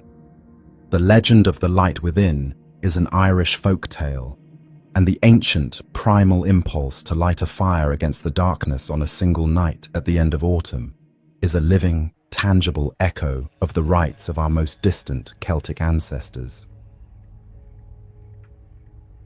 The masks we wear have changed. The names of the threats we fear have been transformed. and the reasons for our rituals have been reframed again and again. But the core impulse, the ancient human need to confront the darkness, to play with fear, to mock death, and to find community in a shared night of festive magic, has survived. That is the true, unmasked story of Halloween. Cool. Well, I thought that was a pretty good documentary, if I'm being honest about it. Oh, the hat's back. Oh, this is a different hat. No, it's the same one. It's just. Oh, okay. I'm just I was trying like, oh, I didn't see the pointy top. I was like, are we Stevie Nicks now? Like, No.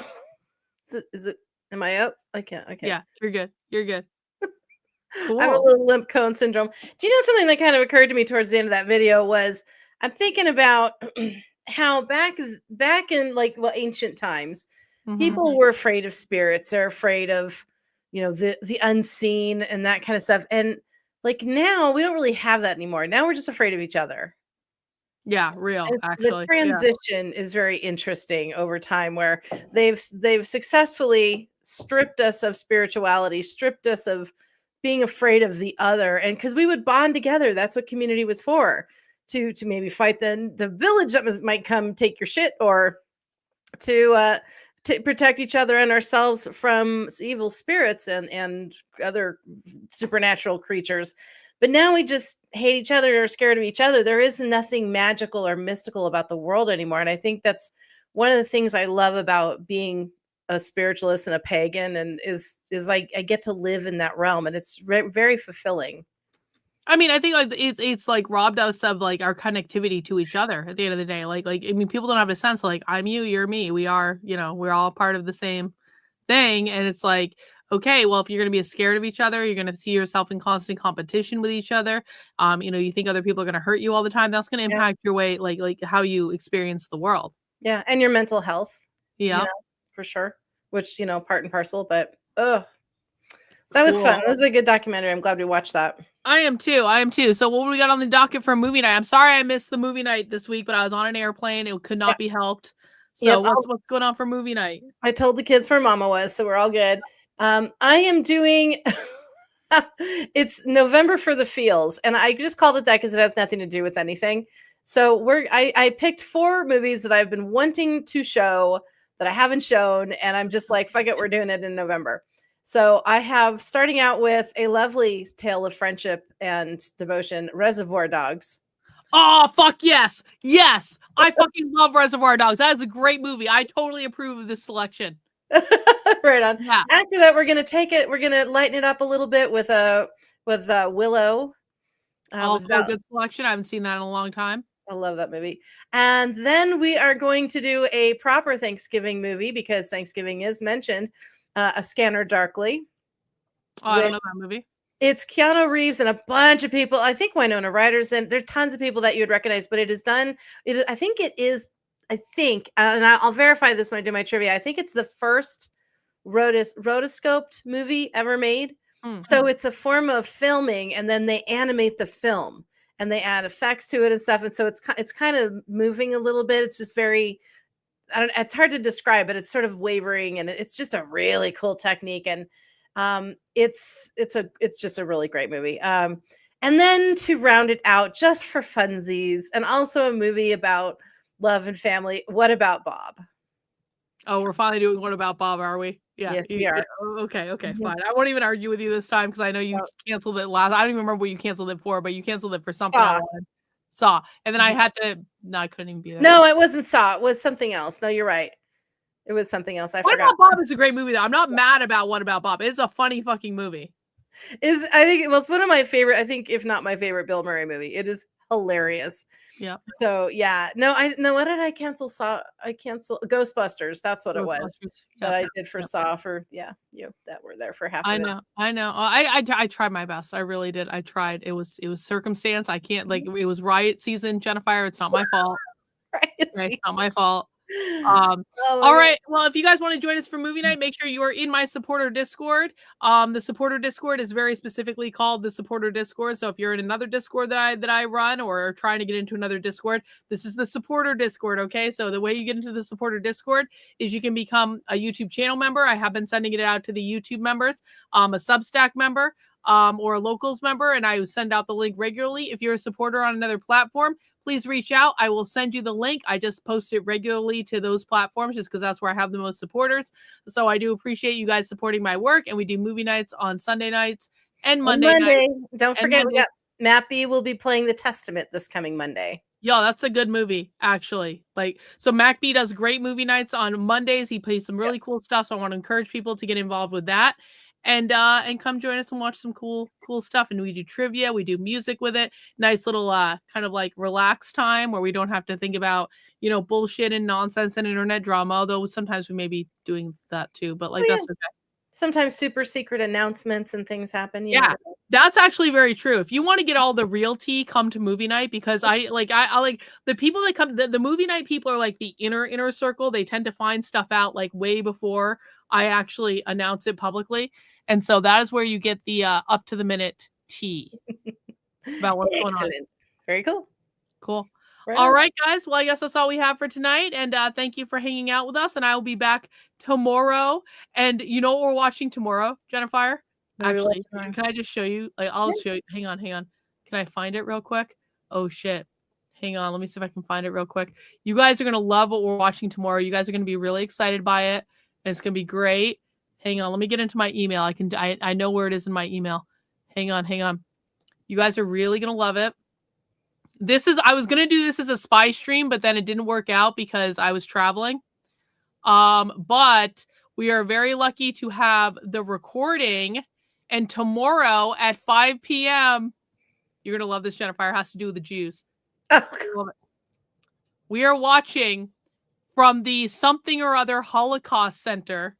Beyond Binary, Dr. Magnus Hirschfeld, the German Jewish queer rights activist who took on the Nazis. This is a real thing. This is out of a CUNY school. This is out of a City University of New York school. And I have the recording of it, and we're watching it tomorrow. It's going to be great. Okay. German Jewish queer rights activist. Yeah. You remember the book burnings? You remember the Nazi book burnings? Yeah. Do you know whose books they were burning? Just his.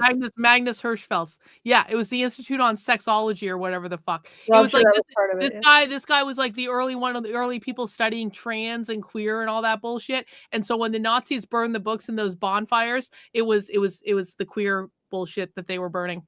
I want to get off now. I stopped the ride. We just blew Jennifer's mind. It's like, remember those book burnings that you thought were a bad thing? Maybe they weren't such a bad. Maybe the Nazis. Listen. I'm not saying the Nazis are good. Hitler's obviously the worst person ever in the history of the world. Mistakes were made. The Holocaust. I'm just saying that in regards to like the book burning specifically, can we just like go back to just like that? Well, can we isolate that moment and say, maybe that wasn't the mistake that we may have thought it was meant. Maybe it was a good idea. I ain't saying shit. I just feel like that was, if he could add just one more or two more identifiers, we might have the perfect victim. Just saying. Yeah. So we're gonna be watching that video tomorrow. We're gonna learn all about the Magnus Hirschfeld, the Jewish queer rights activist. Yeah. Interesting. I mean, honestly, history is history. Learn it, you know. Yeah. I think so. Okay. Yeah. We're just basically taking a college class tomorrow. So, you know, that's all we're doing. Anyway, there's going to be no Jewish jokes tomorrow. No anti-Semitism allowed. Obviously, we love Jews on this channel and all that stuff. Yeah. Yes. I'm stepping back now. Jennifer's like, get me off this fucking channel, Karlyn. I haven't even finished Europa yet. Get me off. I totally forgot about that. I got to pick that back up. Yeah. Yeah. Oh, Lord. All right. Well, I'll see you guys tomorrow, and we'll learn about queer Jewish studies or whatever. And Jennifer, thank you as always, and we'll see you next week. Blessed All right, be. guys. Bye, guys. Bye.